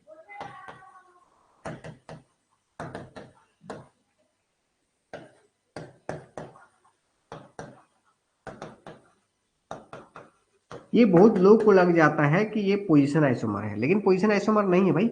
इसमें भी पेरेंट चेन ये है, अब इसमें पेरेंट चेन यही है। अब नंबरिंग करोगे तो फंक्शनल ग्रुप से स्टार्ट करोगे, एक एन से स्टार्ट करना, इसको तो रखना है पेरेंट चेन में, तो नंबरिंग यहाँ से करोगे, इसमें भी नंबरिंग यही से करोगे। नंबरिंग सेम है तो पोजीशन आइसोमर कैसे हो? ये पोजीशन आइसोमर नहीं, फंक्शनल ग्रुप भी सेम है तो फंक्शनल आइसोमर भी नहीं सेम। तो क्या है? चेन आइसोमर है। देखो कार्बन का चेन इसमें 4 है, कार्बन का चेन इसमें 3 है, मतलब कार्बन का चेन में डिफरेंस है, इसको चेन आइसोमर बोलेंगे। तो इस तरह का आंख में आंख झोंका क्या बोलते हैं उसको, आंख लग सकती है ऐसा गलतियां से, इसलिए थोड़ा सा प्रैक्टिस आप लोग कर लीजिएगा और उस चीज को कंसेप्ट को ध्यान से देखिएगा तो आपको समझ में आ जाएगा। फंक्शनल ग्रुप बहुत आसान है, अगर फंक्शनल ग्रुप डिफरेंट है मतलब फंक्शनल आइसोमर्स। पोजीशन में थोड़ा गलतियां हो सकता है, चेन में ऐसा बता ही दिए दोनों में गलतियां। मेटा में साइज देखना है, कुछ ऐसा देखना नहीं है। अब टाउटोमेरिज्म थोड़ा सा समझना है कि टाउटोमेरिज्म आखिर है क्या। टाउटो आइसोमेरिज्म जो है, और दूसरा है हाइपर कंजुगेशन। हाइपर कंजुगेशन और इसमें डिफरेंस क्या है? देखो इसमें सी डबल बॉन्ड सी था, इसमें सी और एच था, ये फिक्स था। सी डबल बॉन्ड सी और सी एच होना ये तो एकदम फिक्स है, ये ऐसा ही होगा जनरली। लेकिन इसमें क्या है, A double bond B double single bond C और यहाँ पे एच, ए या बी या सी, एक at least one should be, must कर देते हैं, must be non carbon atom.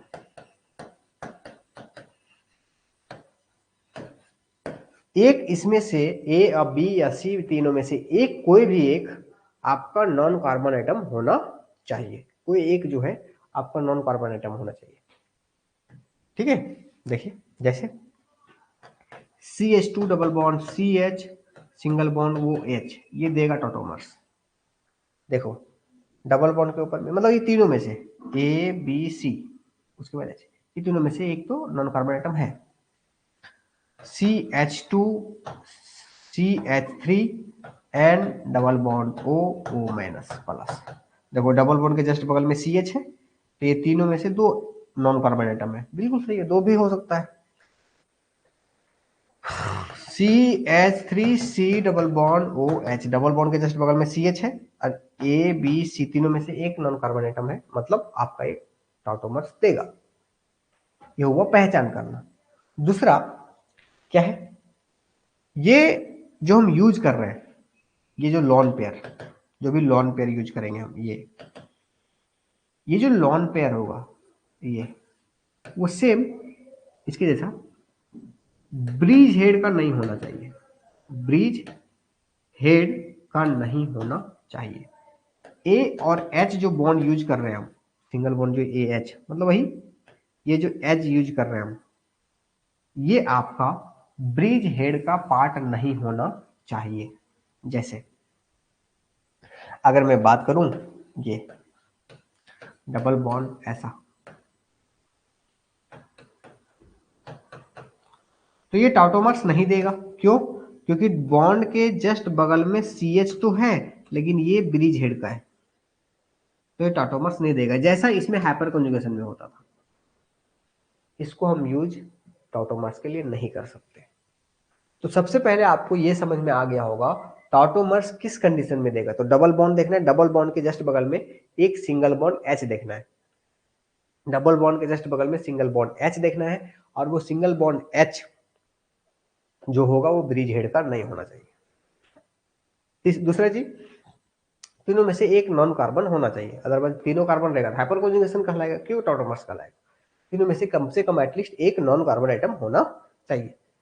तो कौन सा टाटोमर शो करेगा कौन नहीं करेगा, आई थिंक कि आपको ये क्लियर हो गया होगा। ऐसा नो जल्दी से।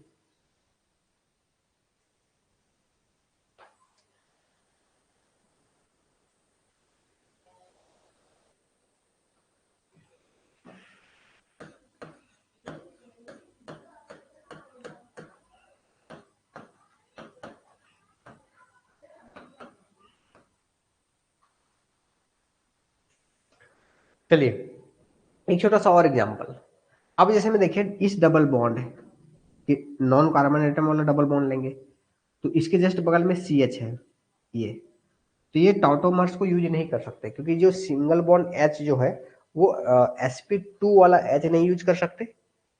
sp2 जैसे हम हाइपर कॉन्जुगेशन में बताए थे कि किसका सिंगल बॉन्ड एच यूज नहीं करेंगे आप टाउटोमेरिज्म में, एक ब्रिज हेड वाला और दूसरा किसका वाला एक sp2 हाइब्रिड वाला, इसको यूज नहीं कर सकते आप, तो इसको टाउटोमेरिज्म के लिए यूज नहीं करेंगे। तो ये एक्चुअली क्या होगा फिर यहाँ से यहाँ जाएगा, इतना दूर चला जाएगा, ऐसा भी हो सकता है किसी माध्यम से जाएगा, ये यहाँ जाएगा, ये यहाँ जाएगा, ये यहाँ जाएगा, तो ये भी टाउटोमेरिज्म का एक टाइप है। जस्ट सामने भी कभी कभी ना हो करके एक कंजुगेशन की वजह से आगे भी हम चेक कर लेंगे कि ये भी टाउटोमर्स शो करेगा। ठीक है, तो ये हुआ टाउटोमर्स कब शो करेगा कब नहीं शो करेगा।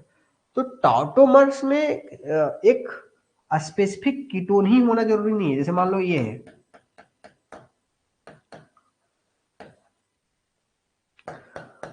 ये भी एक टाउटोमर्स शो करेगा, डबल बॉन्ड के जस्ट बगल में सी एच है। तो टाउटोमर्स का जो पहला एग्जाम्पल है, टाउटोमर्स का एग्जाम्पल है कीटोन टू इनोल टाउटोमर्स। टाउटोमर्स का एक पहला टाइप है कीटोन टू इनोल टाउटोमर्स। इसमें होता क्या है, देखिए यही जनरली आप लोग से क्वेश्चन पूछता है, कीटोन है CH2H है, अब ये जो देखो डबल बॉन्ड के जस्ट CH वाला है, ये वाला बॉन्ड यहाँ उठ के आ जाएगा, ये वाला यहाँ जा जाएगा, तो जनरली क्या होगा CH3COH डबल बॉन्ड CH2 ऐसा। ठीक है, अब यहाँ पे समझिए ध्यान से, क्या है, यह है कीटोन और यह है इनोल, ये कीटोन वो है इनोल, इसलिए इसको बोलते हैं कीटोन इनोल टाउटोमर्स। ऐसा थोड़ी यहां भी हो सकता है ऐसा, तो इसको ऐसा कीटोन इनोल नहीं होगा, लेकिन ये भी एक एग्जांपल होगा, ऐसा हो सकता है डबल बॉन्ड CH2 ऐसा। तो कभी कभी क्वेश्चन पूछता है क्या टाउटोमेरिज्म में हमेशा कीटोन टू इनोल फॉर्म होता है, तो बहुत लोग बोल देते हैं हाँ होता है। तो ये सब चीजें से थोड़ा चौकन्ना रहना है, थोड़ा समझना है कि ऐसा हमेशा थोड़ी ना होगा। ठीक है, यहाँ पे क्या है कि कीटोन इनोल टाउटोमेरिज्म का एक एग्जांपल है, सबसे चीज समझना है। दूसरी चीज, अब ये ज्यादा स्टेबल होगा कि ये ज्यादा स्टेबल होगा, दोनों में स्टेबल कौन होगा, तो ये डबल बॉन्ड CO के बीच है, CC के बीच है, तो इसमें नेगेटिव और पॉजिटिव डेवलप होने के कारण ज्यादा अट्रैक्शन होगा। तो ये छोटा बॉन्ड है, ज्यादा स्टेबल होगा, ज्यादा अट्रैक्शन होगा, ज्यादा स्टेबल होगा। तो जनरली जो है, जनरली कीटोन ज्यादा स्टेबल होता है देन इनोल, कीटोन जो है वो ज्यादा स्टेबल होता है देन इनोल। ठीक है, अब दूसरा चीज देखेंगे, अब कब इनोल भी ज्यादा, जैसे आप मान लो ये जनरल है, जनरल कौन स्टेबल है, जनरली कौन स्टेबल है, शहर के लोग ज्यादा स्टेबल है इन कंपेरिजन टू गांव के लोग। लेकिन कोविड आ गया, उस समय ज्यादा मौज किसने किया, गांव वाले खूब घूमे, बाहर घूमे, इधर घूमे उधर घूमे, मस्त रहे, उसको पता भी नहीं चला मैक्सिमम लोगों को कोविड भी हुआ। लेकिन शहर वालों को पूछो, दिल्ली वाले को पूछो, वो बताएंगे कोविड क्या था। ऐसे नो, देखो इन जनरल केस में शहर वाले ज्यादा आराम में रहते हैं, लेकिन उस केस में मौज कौन किए। तो अब यहाँ पे उसी तरह से यहाँ पे कीटोन फॉर्म जो है वो ज्यादा स्टेबल होता है देन इनोल फॉर्म। लेकिन इनोल कब स्टेबल होगा, जब कुछ एक्स्ट्रा कुछ आ जाए, एक्स्ट्रा रहस्यमयी ताकत आ जाए कुछ, तो एक्स्ट्रा क्या आएगा, जैसे कुछ एग्जांपल देखिए, ऐसा कुछ दिखेगा आपको, कुछ खास एग्जांपल दिखेगा, ऐसा है, ये ऐसा हो जाता है और ये ऐसा शिफ्ट हो जाता है और ये बन जाता है एरोमेटिक, ये हो गया इनोल फॉर्म एरोमेटिक, ये हो गया कीटोन फॉर्म।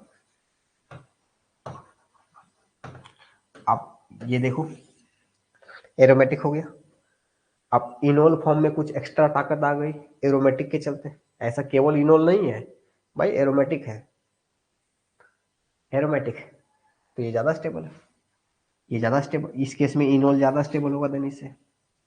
और कुछ एग्जांपल लेते हैं, जैसे CH3, C double bond O, CH2, C double bond O, CH3, ऐसा। इसका इनोल फॉर्म अगर बदलते हैं, CH3, COH double bond CH, C double bond O, C। यहाँ पे देखो हाइड्रोजन बॉन्डिंग आ गया, हाइड्रोजन बॉन्डिंग आ गया, कंजुगेशन आ गया, देखो double single double hydrogen bonding, दो दो एक्स्ट्रा स्टेबिलिटी आ गया। लेकिन इसमें कुछ नहीं है, केवल ताकत होने से थोड़ी है, किसी से बात नहीं कर रहे हो, किसी से कोई अट्रैक्शन नहीं है, स्टेबल नहीं रहोगे। यहाँ पे क्या है, एक तो कंजुगेशन भी आ गया, हाइड्रोजन बॉन्डिंग भी हो गया, इनोल बनने के बाद यहाँ पे कुछ नहीं है, तो इस केस में भी इनोल फॉर्म ज्यादा स्टेबल होगा। तो टॉटोमेरिज्म का यही कहानी था, ये इतना ही स्टोरी था, बहुत ज्यादा नहीं था, इतना ही समझना था। कौन टॉटोमेरिज्म शो करेगा, कौन शो नहीं करेगा, किस केस में इनोल ज्यादा स्टेबल होता है, जब कोई एरोमेटिक नेचर आ जाए या तो कंजुगेशन विथ हाइड्रोजन बॉन्डिंग आ जाए, तो इस केस में जनरली आपका क्या इनोल फॉर्म ज्यादा स्टेबल होता है। तो इस तरह से टॉटोमेरिज्म और स्ट्रक्चर आइसोमर्स वो हो गया है कंप्लीट। आगे आप लोग रिप्लाई करेंगे, यहाँ तक क्लियर है, यस या नो, उसके अकॉर्डिंग स्टीरियो आइसोमर्स में शिफ्ट करेंगे। ठीक है, जल्दी से बताएंगे।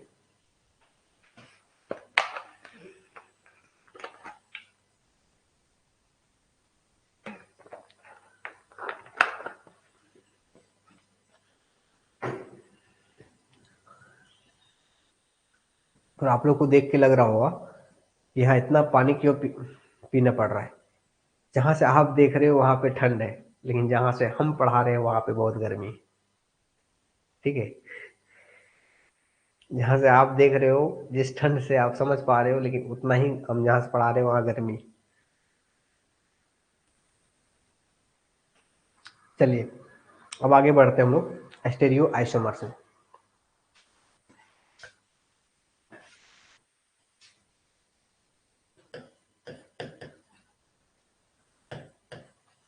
आइसोमर्स,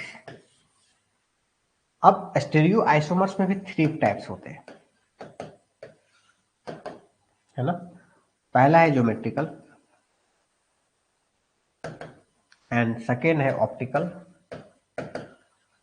अच्छा, थोड़ा सा इसको और क्लियर कर देते हैं। दो प्रकार का होता है, पहला है कॉन्फ़िगरेशनल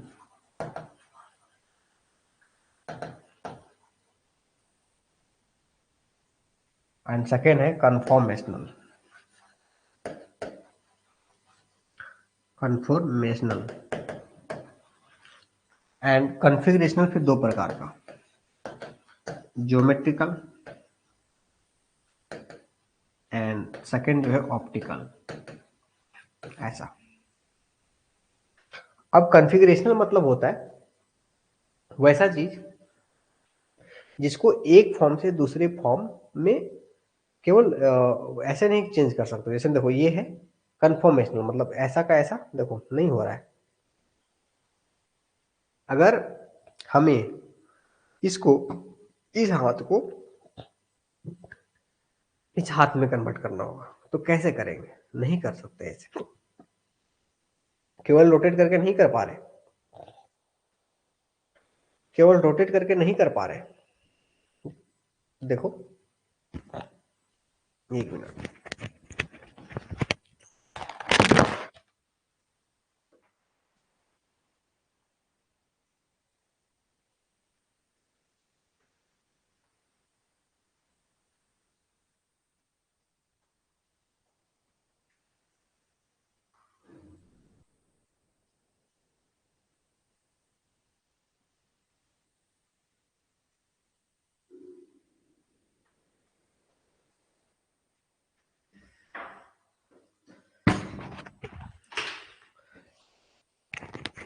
देखिए अब यहाँ पे क्या है, अब इसको ऐसे समझिए कि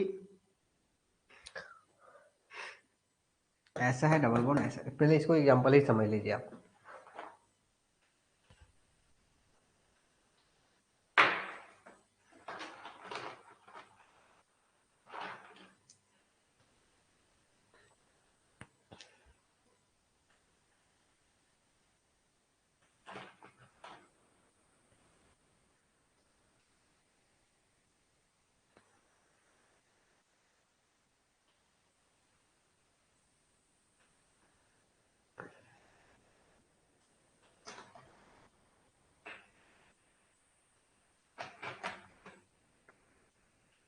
जस्ट ए मिनट, ठीक है।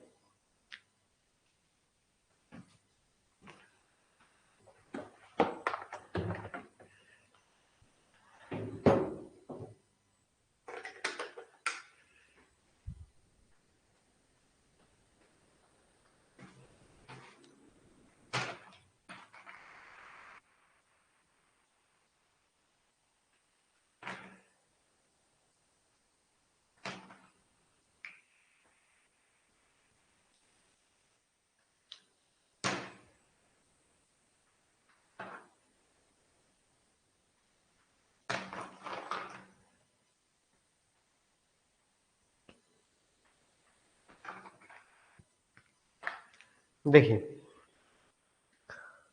अब क्या है कि इस चीज को देखिए ध्यान से, ये दो कंपाउंड है, दोनों में देखिए फार्मूला सेम है, दो व्हाइट है, दो ब्लैक है, एक येलो है, एक ग्रीन है, लेकिन इसमें अंतर ये है केवल पोजीशन अंतर है। देखो पोजीशन डिफरेंस है केवल, फार्मूला सेम है, स्ट्रक्चर भी सेम है, कनेक्टिविटी सेम है। देखो इससे, इस ब्लैक से ग्रीन व्हाइट, ग्रीन व्हाइट, इससे येलो व्हाइट, येलो व्हाइट, एकदम पूरा कंप्लीट सेम है। अब इसको हम चाहेंगे, इसको हम केवल ऐसे ऐसे कर दें, केवल ऐसे कर दें, नहीं कर पा रहे। देखो अगर केवल चाहेंगे हम कि इसको हम रोटेट कर देंगे, ऐसे नहीं कर पाएंगे क्योंकि डबल बॉन्ड है यहाँ पे, देखो रेस्ट्रिक्टेड बॉन्ड है, तो नहीं कर पाएंगे। तो इसको बोलते हैं कॉन्फ़िगरेशन। ये तभी कर सकते हैं जब इस बॉन्ड को तोड़े, इसको तोड़े और फिर इसको ऊपर करे और फिर इसको नीचे करे, तब जाकर के ये दोनों इक्वल हुआ। तो इसको बोलते हैं कॉन्फ़िगरेशनल, जिसमें बॉन्ड तोड़ना पड़े एक दूसरे में, एक दूसरे को कन्वर्ट करने के लिए, मतलब कन्वर्ट हो ही नहीं ऐसे, तो उसको बोलते हैं कन्फिग्रेशनल। कन्फॉर्मेशनल में क्या आता है, केवल घुमा घुमा के और बिना बॉन्ड तोड़े हुए जब एक दूसरे में चेंज कर सकते हो, तो उसको बोलते हैं कन्फॉर्मेशनल। चलो ज्योमेट्रिकल में क्या होगा, इसका कंडीशन है, ज्योमेट्रिकल के लिए कंडीशन है। डेफिनेशन तो आपको पता ही है, स्टीरियो आइसोमर्स उसको बोलते हैं जिसका फार्मूला भी सेम हो, स्ट्रक्चर भी सेम हो, लेकिन पोजीशन अलग हो। देखो केवल क्या था, पोजीशन अलग था, ये था ट्रांस, और लेकिन वही चीज अगर ऐसे कर दिए थे, देखिए ऐसे केवल पोजीशन अलग है, इसका इधर वाला सेम है, एक तरफ पोजीशन अलग है, तो उसको बोलेंगे हम कॉन्फ़िगरेशन आइसोमर। ज्योमेट्रिकल का कंडीशन पहला ये है, रेस्ट्रिक्टेड बॉन्ड होना चाहिए, रेस्ट्रिक्टेड बॉन्ड होना चाहिए। रेस्ट्रिक्टेड बॉन्ड मतलब या तो डबल बॉन्ड या तो फिर रिंग, या तो डबल बॉन्ड या तो फिर रिंग, एक रेस्ट्रिक्टेड बॉन्ड होना चाहिए। दूसरा, एट ईच इन एंड, दोनों प्रत्येक एंड पे, प्रत्येक एंड पे there should be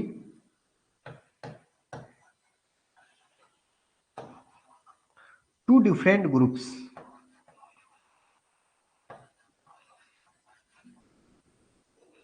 different groups, थोड़ा राइटिंग सुधार रहे हैं, ठीक है।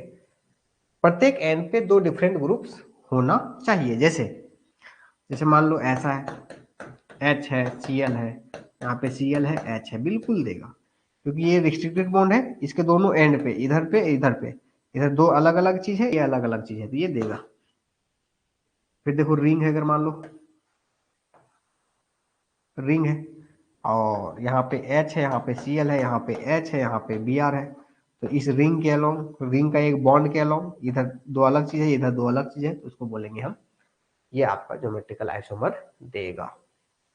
बहुत सारा चीज देख सकते हैं, अगर C डबल बॉन्ड N है, इधर लॉन पेयर है, इधर H है, इधर CH3 है, नहीं यहाँ पे थोड़ा सा, यहाँ OH है ना, और फिर यहाँ पे H है, ऐसा है, देखो डबल बॉन्ड है, इधर अलग चीज है, इधर अलग चीज है, मतलब ये दोनों अलग चीजें होना चाहिए, ये दोनों अलग चीज होना चाहिए, डिफरेंट होना चाहिए, तो इसको बोलते हैं हम टॉटो, मत सॉरी, फिर टॉटो मत बोले, ज्योमेट्रिकल देगा। अब ज्योमेट्रिकल में क्या क्या होता है, ज्योमेट्रिकल देने का पहचान कर लिए, तो ज्योमेट्रिकल को जो टाइप होता है वो पहले होता है cis and trans.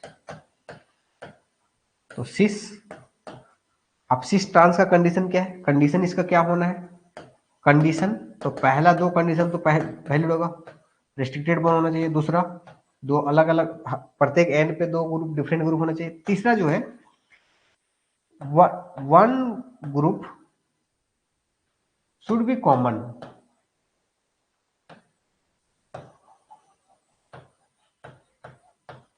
From H and.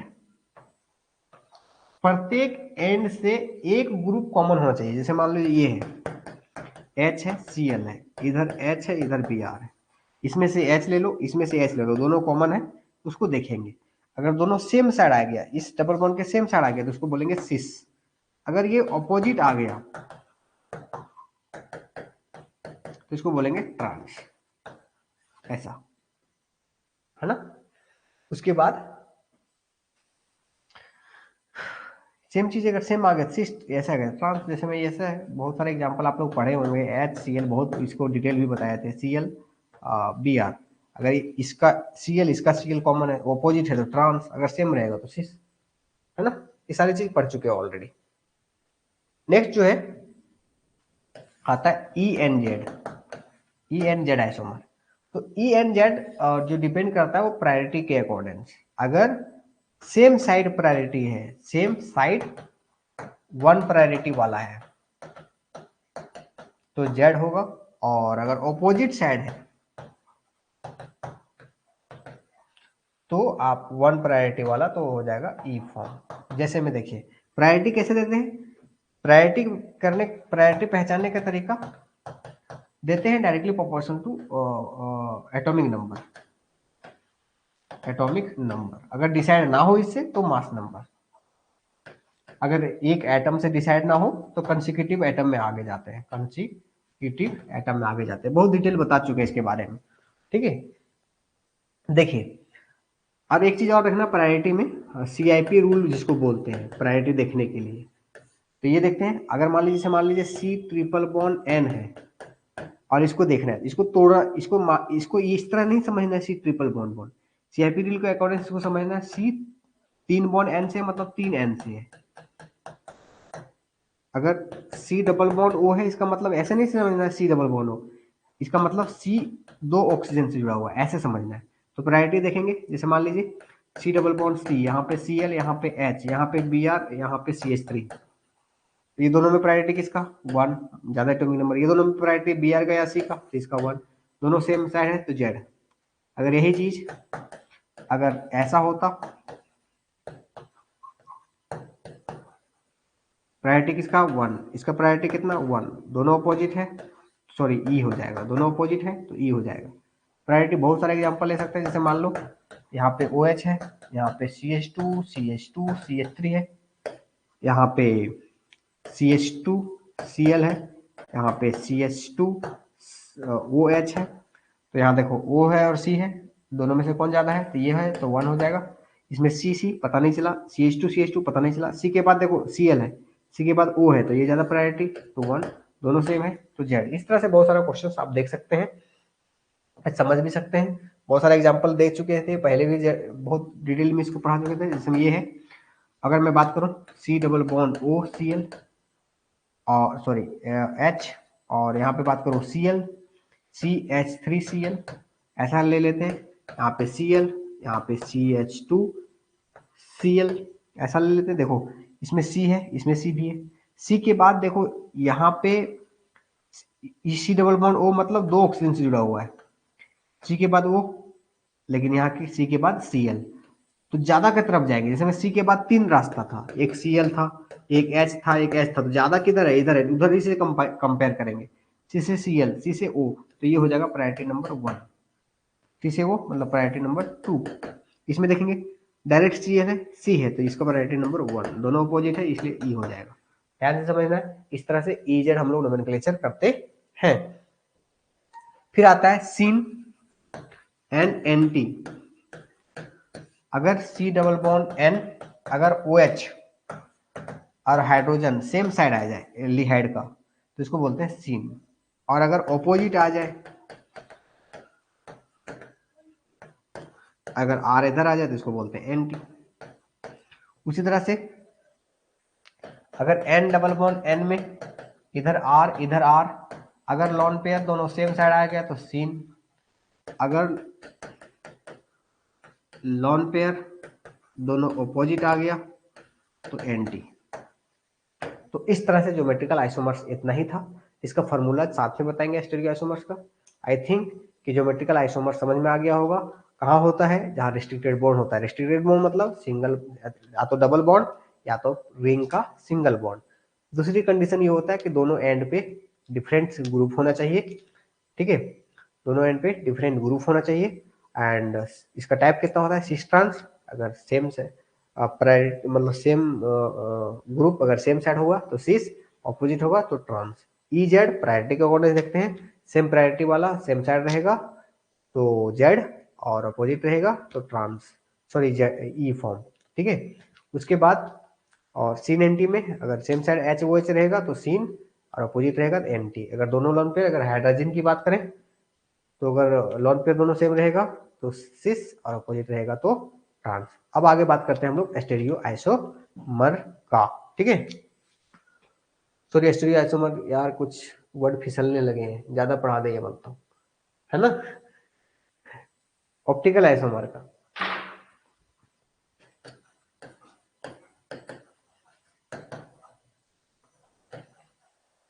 ऐसा, ऑप्टिकल आइसोमर का। ऑप्टिकल आइसोमर मतलब होता है या तो दो चीज होता है, ऑप्टिकली एक्टिव या तो हो सकता है इनएक्टिव। मतलब एक्टिव मतलब अगर कोई कंपाउंड से प्लेन पोलराइड लाइट पास करे, प्लेन पोलराइड लाइट पास करे, प्लेन पोलराइज्ड लाइट अगर पास करे, अगर इसका डायरेक्शन अगर मान लो ऐसे है, अगर इसका डायरेक्शन को चेंज कर देता है, ऐसे कर देता है, रोटेट कर देता है, तो उसको बोलते हैं एक्टिव। अगर नहीं रोटेट कर पाया, ऐसे के ऐसे ही रहा, तो इसको बोलते हैं इनएक्टिव। तो अब इसको प्रैक्टिकली इतना आसान नहीं है ना कि सब कंपाउंड को लाइट पास करो फिर चेक करो रोटेट कर रहा है नहीं कर रहा है, सब कंपाउंड में तो कुछ आइडिया निकालना था क्या। ठीक है, डेफिनेशन वाइज क्या है कि जो प्लेन पोलराइज्ड को रोटेट कर दे उसको बोलते हैं optically active compound. Optically active मतलब कायरल, कायरल कंपाउंड। देखो, ऑप्टिकली एक्टिव और होता है इनएक्टिव, इसको बोलते हैं कायरल कंपाउंड। ध्यान समझना, कायरल कंपाउंड और ए कायरल कंपाउंड।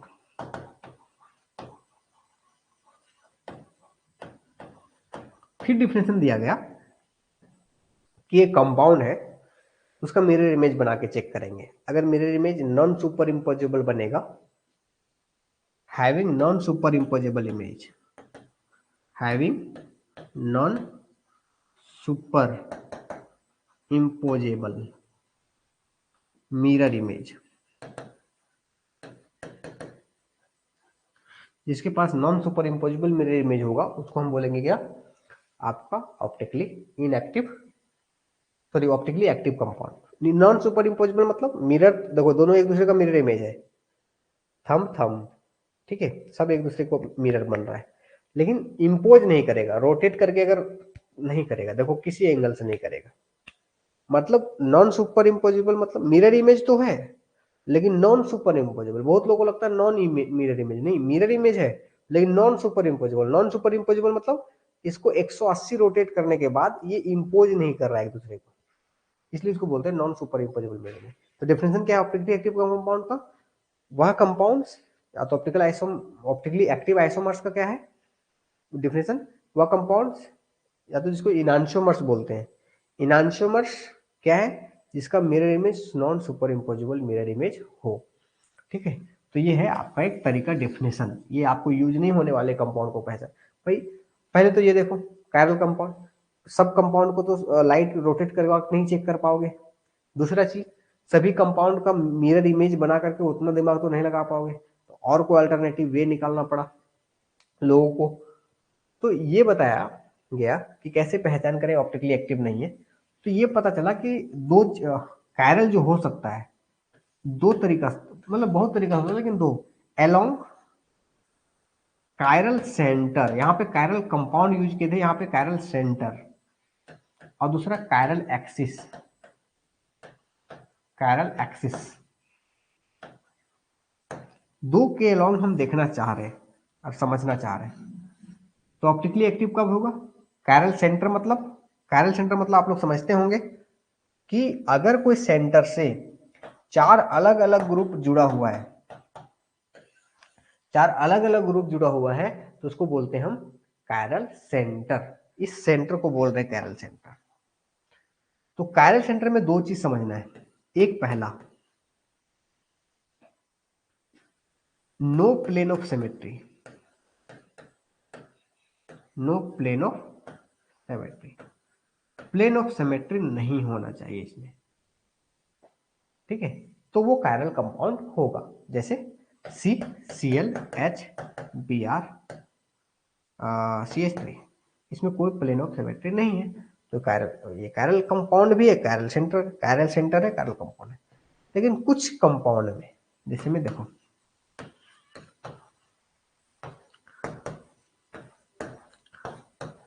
इसमें कायरल सेंटर तो है, यहाँ पे चार अलग अलग ग्रुप जुड़ा है, HOH COOH, इतना बड़ा ग्रुप।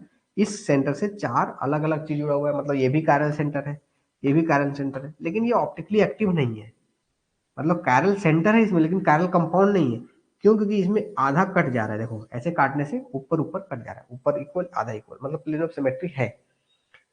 तो इसको हम बोलेंगे कि ऑप्टिकली एक्टिव नहीं, मतलब कायरल सेंटर ही होना, कायरल कंपाउंड नहीं हो सकता, ऑप्टिकली एक्टिव नहीं हो सकता।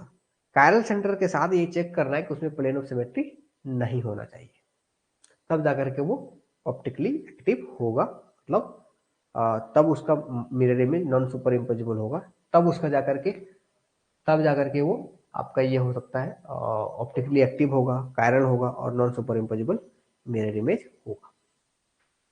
कायरल एक्सिस की अगर मैं बात करूं, कायरल एक्सिस में क्या है? पहला,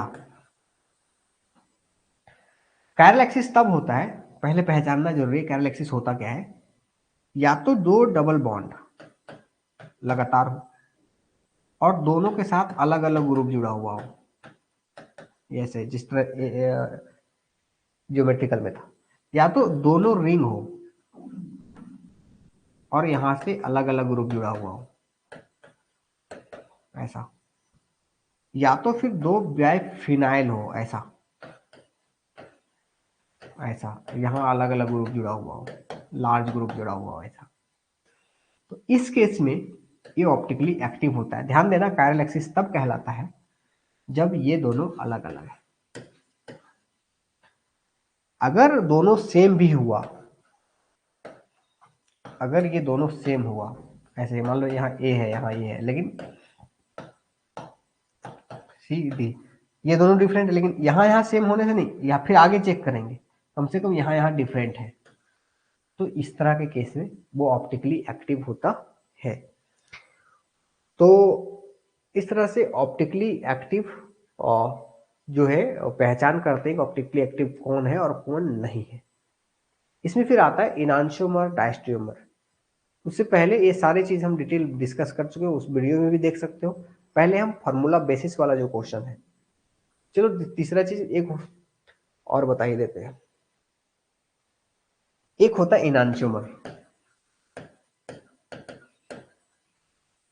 एक होता है डायस्ट्रियोमर। अरे यार, इनांशियोमर, दूसरा होता है डायस्टेरियोमर,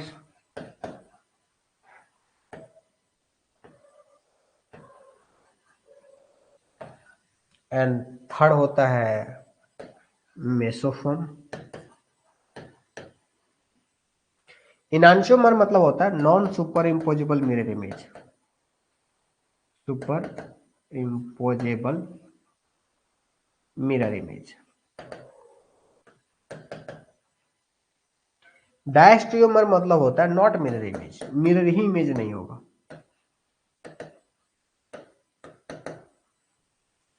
मेसोफॉर्म मतलब जिसमें having plane of symmetry, having plane of symmetry. दूसरे तरीका से देखेंगे, इसमें अगर मान लो आर एस आर है तो ये कंप्लीट कन्वर्ट हो जाएगा, कॉन्फ़िगरेशन एस आर एस में हो जाएगा, कंप्लीट कन्वर्जन हो रहा है इनैंशियोमर में, कंप्लीट कन्वर्जन। लेकिन इसमें क्या है, आर एस आर है तो कुछ ही चेंज होगा, इसमें दो चेंज होगा या तो एक चेंज होगा, तीनों चेंज नहीं होगा। मान लो दो चेंज हुआ, एस ये हो जाएगा आर, ये हो जाएगा R, partial conversion, partial conversion. इतना बहुत ज्यादा डिटेल यहां मैं नहीं पूछने वाला है, बहुत ज्यादा।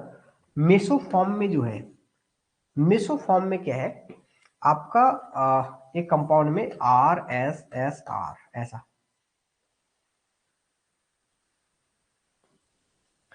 आप एक चीज समझिए कि यहां जस्ट उल्टा रहेगा।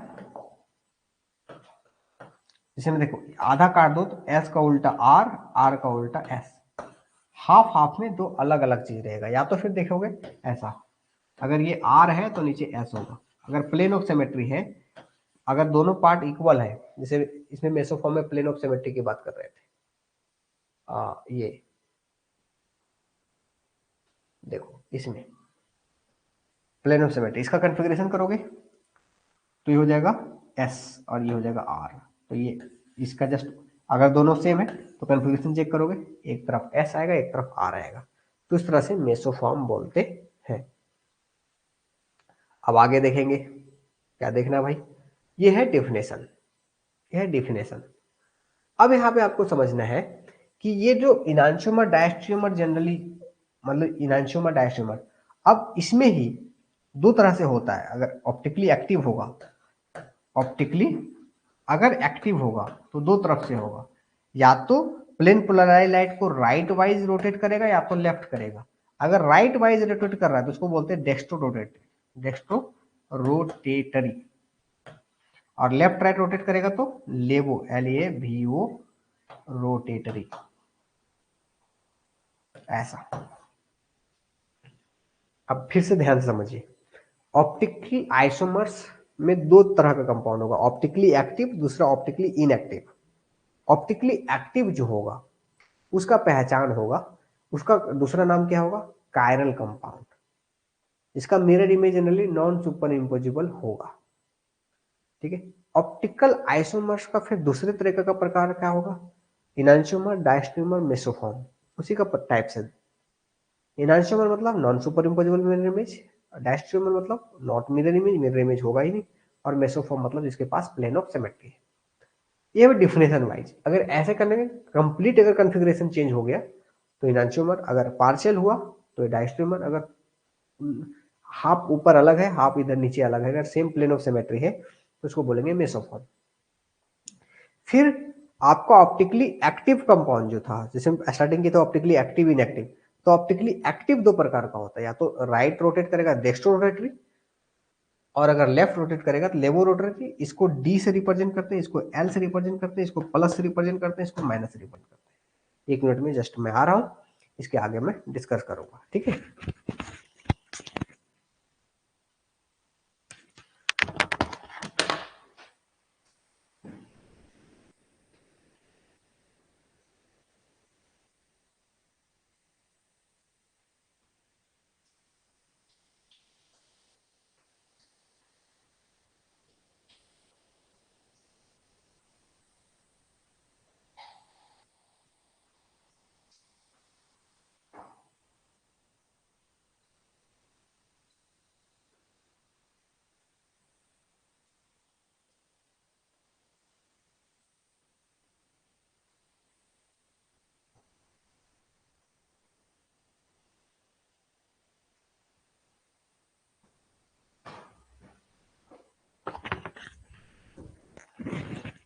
चलिए,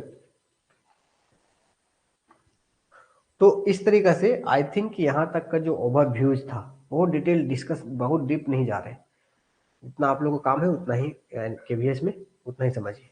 तो यहाँ तक समझ में आ गया होगा, एस चैनल जल्दी से रिप्लाई करेंगे।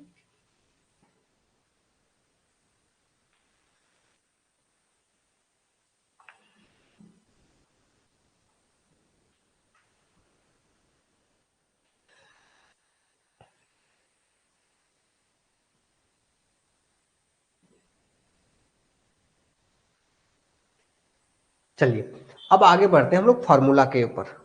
ज्योमेट्रिकल पढ़ लिए, ऑप्टिकल पढ़ लिए, अब हमें जानना है कि आखिर कितना आइसोमर होगा। नंबर ऑफ आइसोमर्स यहाँ पे पूछा जाता है।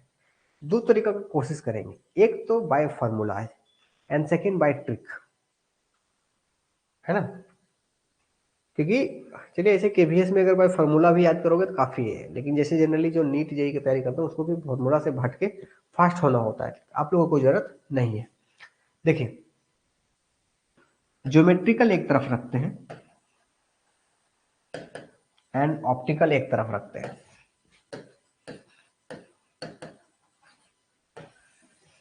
है ना।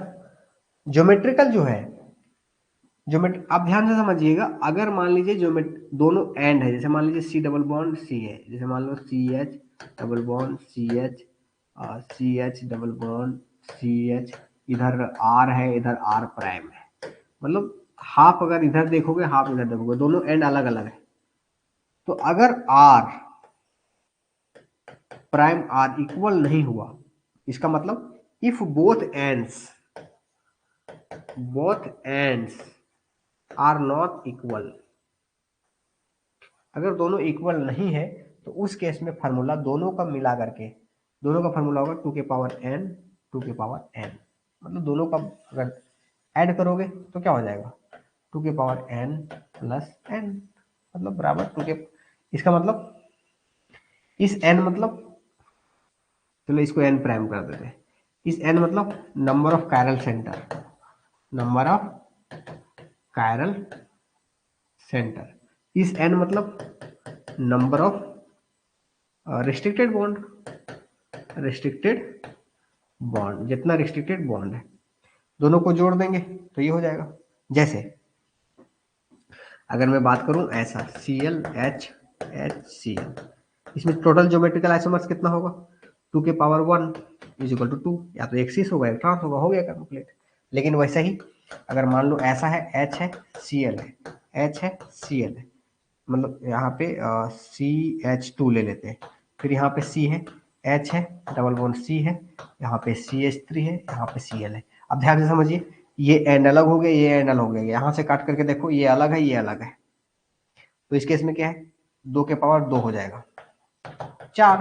तो क्या क्या चार हो सकता है, cis cis trans trans cis trans trans cis, total कितना हो गया फोर हो गया।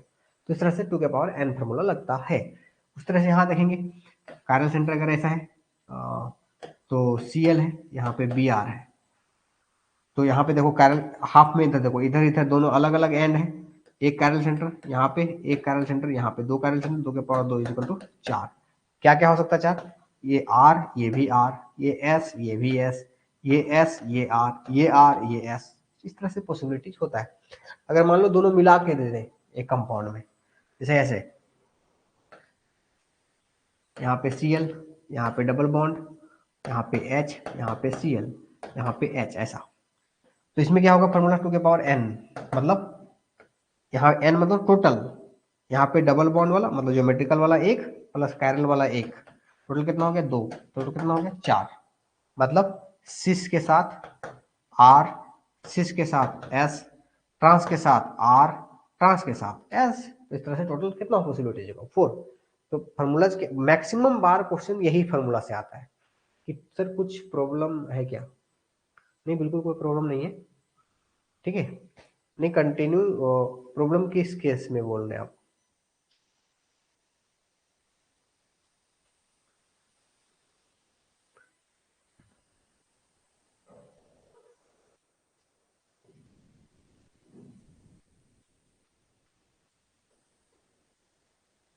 टेक्निकल प्रॉब्लम या हेल्थ प्रॉब्लम।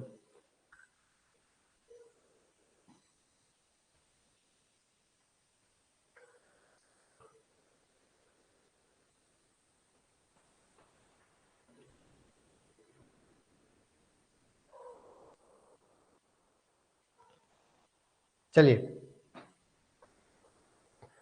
तो यहाँ पे बात कर रहे थे कि ये, तो टोटल नंबर ऑफ आइसोमर्स का जनरली जो क्वेश्चन पूछा जाएगा इसी से आएगा। आपको ध्यान से समझना है कि अगर ओके कोई बात नहीं, देखिए ये टोटल जो आइसोमर जनरली पूछता है इसी से जनरली पूछेगा। अगर दोनों साइड एन देखोगे डिफरेंट है, 2 की पावर n लगा दो, बस दैट्स इट। जितना कायरल सेंटर डबल बॉन्ड मिला करके ऐड कर दो 2 की पावर n, ये हो गया फॉर्मूला। अब थोड़ा डेप्थ में जाएंगे। मैं उसमें भी बोले थे कि दो तरीका से बताएंगे, एक तो लॉजिक से, दूसरा आपका फार्मूला से। तो ये हो गया फार्मूला, ये तो हो गया, ये 2 की पावर n बहुत आसान है। अब यहां पे आता है कि अगर r is equal to r है, मतलब दोनों एंड सेम है, मीथ इफ अरे if both ends are same, अगर दोनों एंड सेम है तब क्या करते हैं? तो उस केस में अगर n बराबर इवेन है और दूसरा n बराबर ऑड है, तो टोटल आइसोमर्स जो होगा वो कितना होगा? 2 के power n minus one plus 2 के power n by 2 minus one, ऐसा।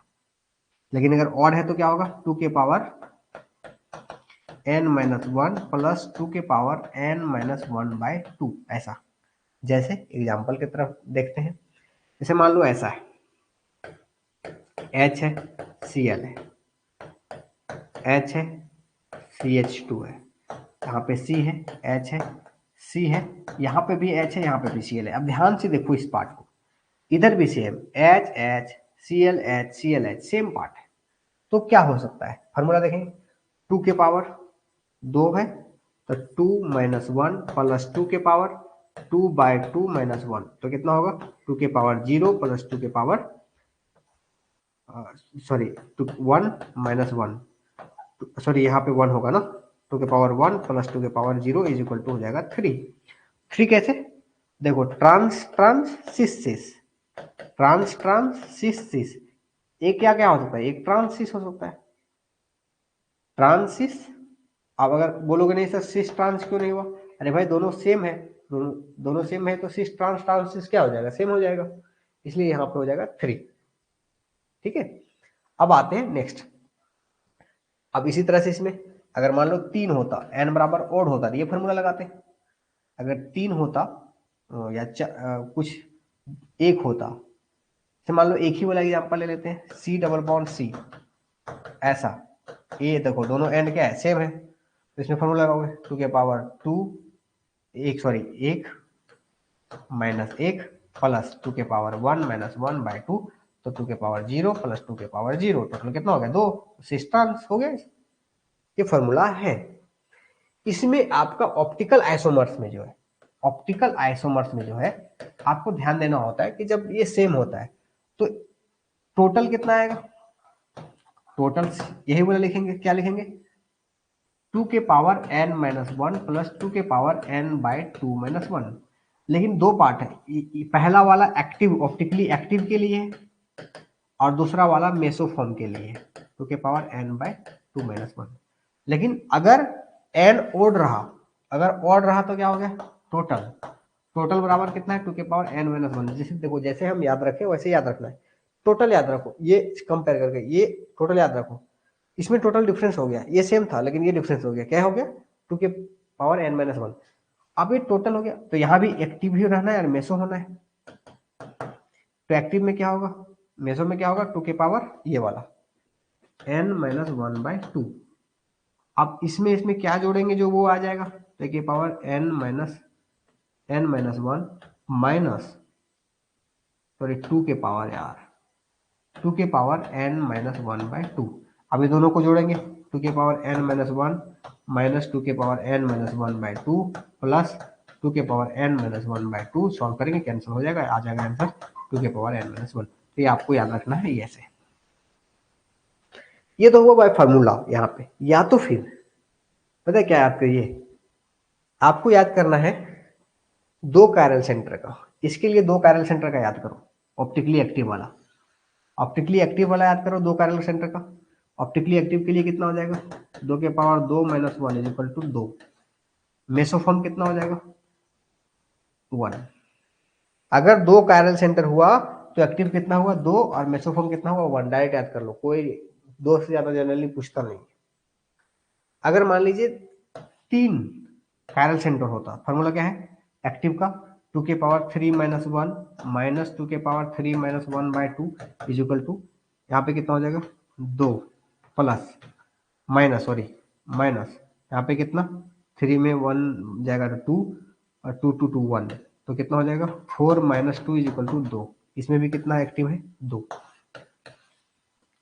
इनएक्टिव मेसोफॉर्म कितना है, मेसोफॉर्म का फॉर्मूला कितना है 2 के power n - 1/2 is equal to 2 के पावर 3 - 1/2 इज इक्वल टू कितना 2 2 दो। तो बस याद कर लीजिए ना डायरेक्ट कि जो दो कायरल सेंटर का मेसो फॉर्म कितना होता है 1 और एक्टिव फॉर्म कितना होता है 2। 3 कायरल सेंटर का मेसो फॉर्म कितना होता है 2 और एक्टिव फॉर्म कितना होता है 2। हो गया, इतना ही याद कीजिए, फॉर्मूला याद करने की जरूरत जनरली नहीं पड़ेगी, आप याद कर सकते हैं लॉन्ग टर्म के लिए जैसे बताए। तो इस तरह से स्टीरियो आइसोमर्स भी खत्म हो चुका है। आरएस नोमेनक्लेचर यहाँ नहीं करवा रहे हैं, ऑलरेडी करवा चुके हैं, जनरली बहुत ज्यादा यहाँ पे जरूरत नहीं पड़ेगा, इतना ही कंसेप्ट का जरूरत पड़ेगा। जितना हम लोग सुबह का टारगेट लिए थे उतना आप हम लोग कवर कर चुके हैं। और इसके आगे हम लोग देख सकते हैं रिएक्शन मैकेनिज्म, जो कि वो बताने वाले हैं, अभी कंटिन्यू करेंगे या कल कंटिन्यू करेंगे। उससे पहले हम लोगों को पूछ लेते हैं कि यहाँ तक स्टीरियो आइसोमर्स तक क्लियर है या नहीं है, जल्दी से बताएंगे।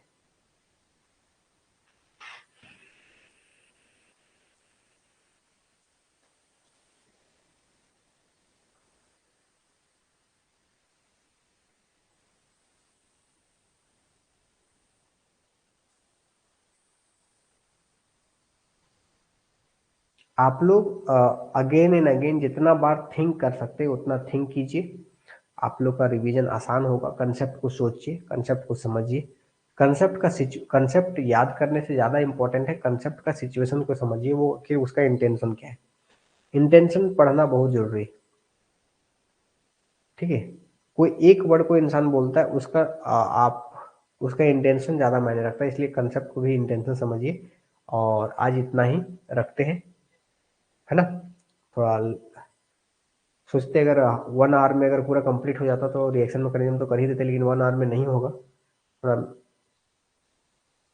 तो कल आप लोग को फिर टाइमिंग आप लोग को मैसेज कर दिया जाएगा जिस टाइम में हम आगे करेंगे, ठीक है। लाइव करेंगे जिसमें ऑर्गेनिक कोशिश करेंगे कल हाइड्रोकार्बन और रिएक्शन मैकेनिज्म 2 पार्ट कल कंप्लीट करने की कोशिश करेंगे। और जो कि लाइव क्लास का टाइमिंग होगा 6 o'clock के बाद ही जब भी होगा, है ना। नेक्स्ट क्लास फिर कब, कल कल होगी सर। कल सेट में कुछ करते थे ना।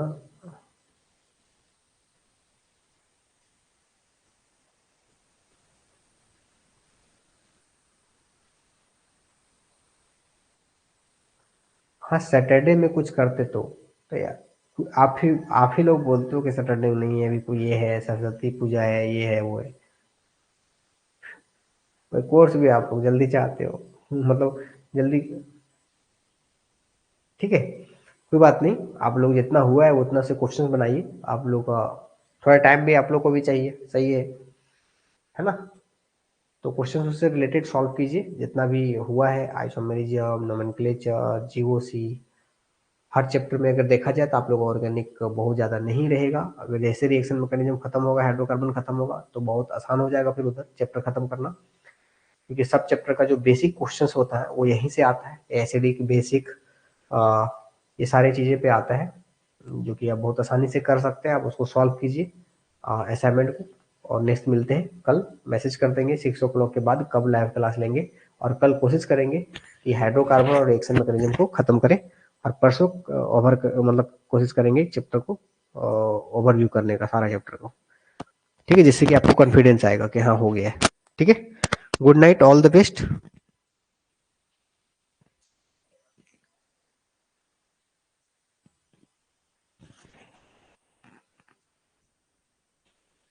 ठीक है।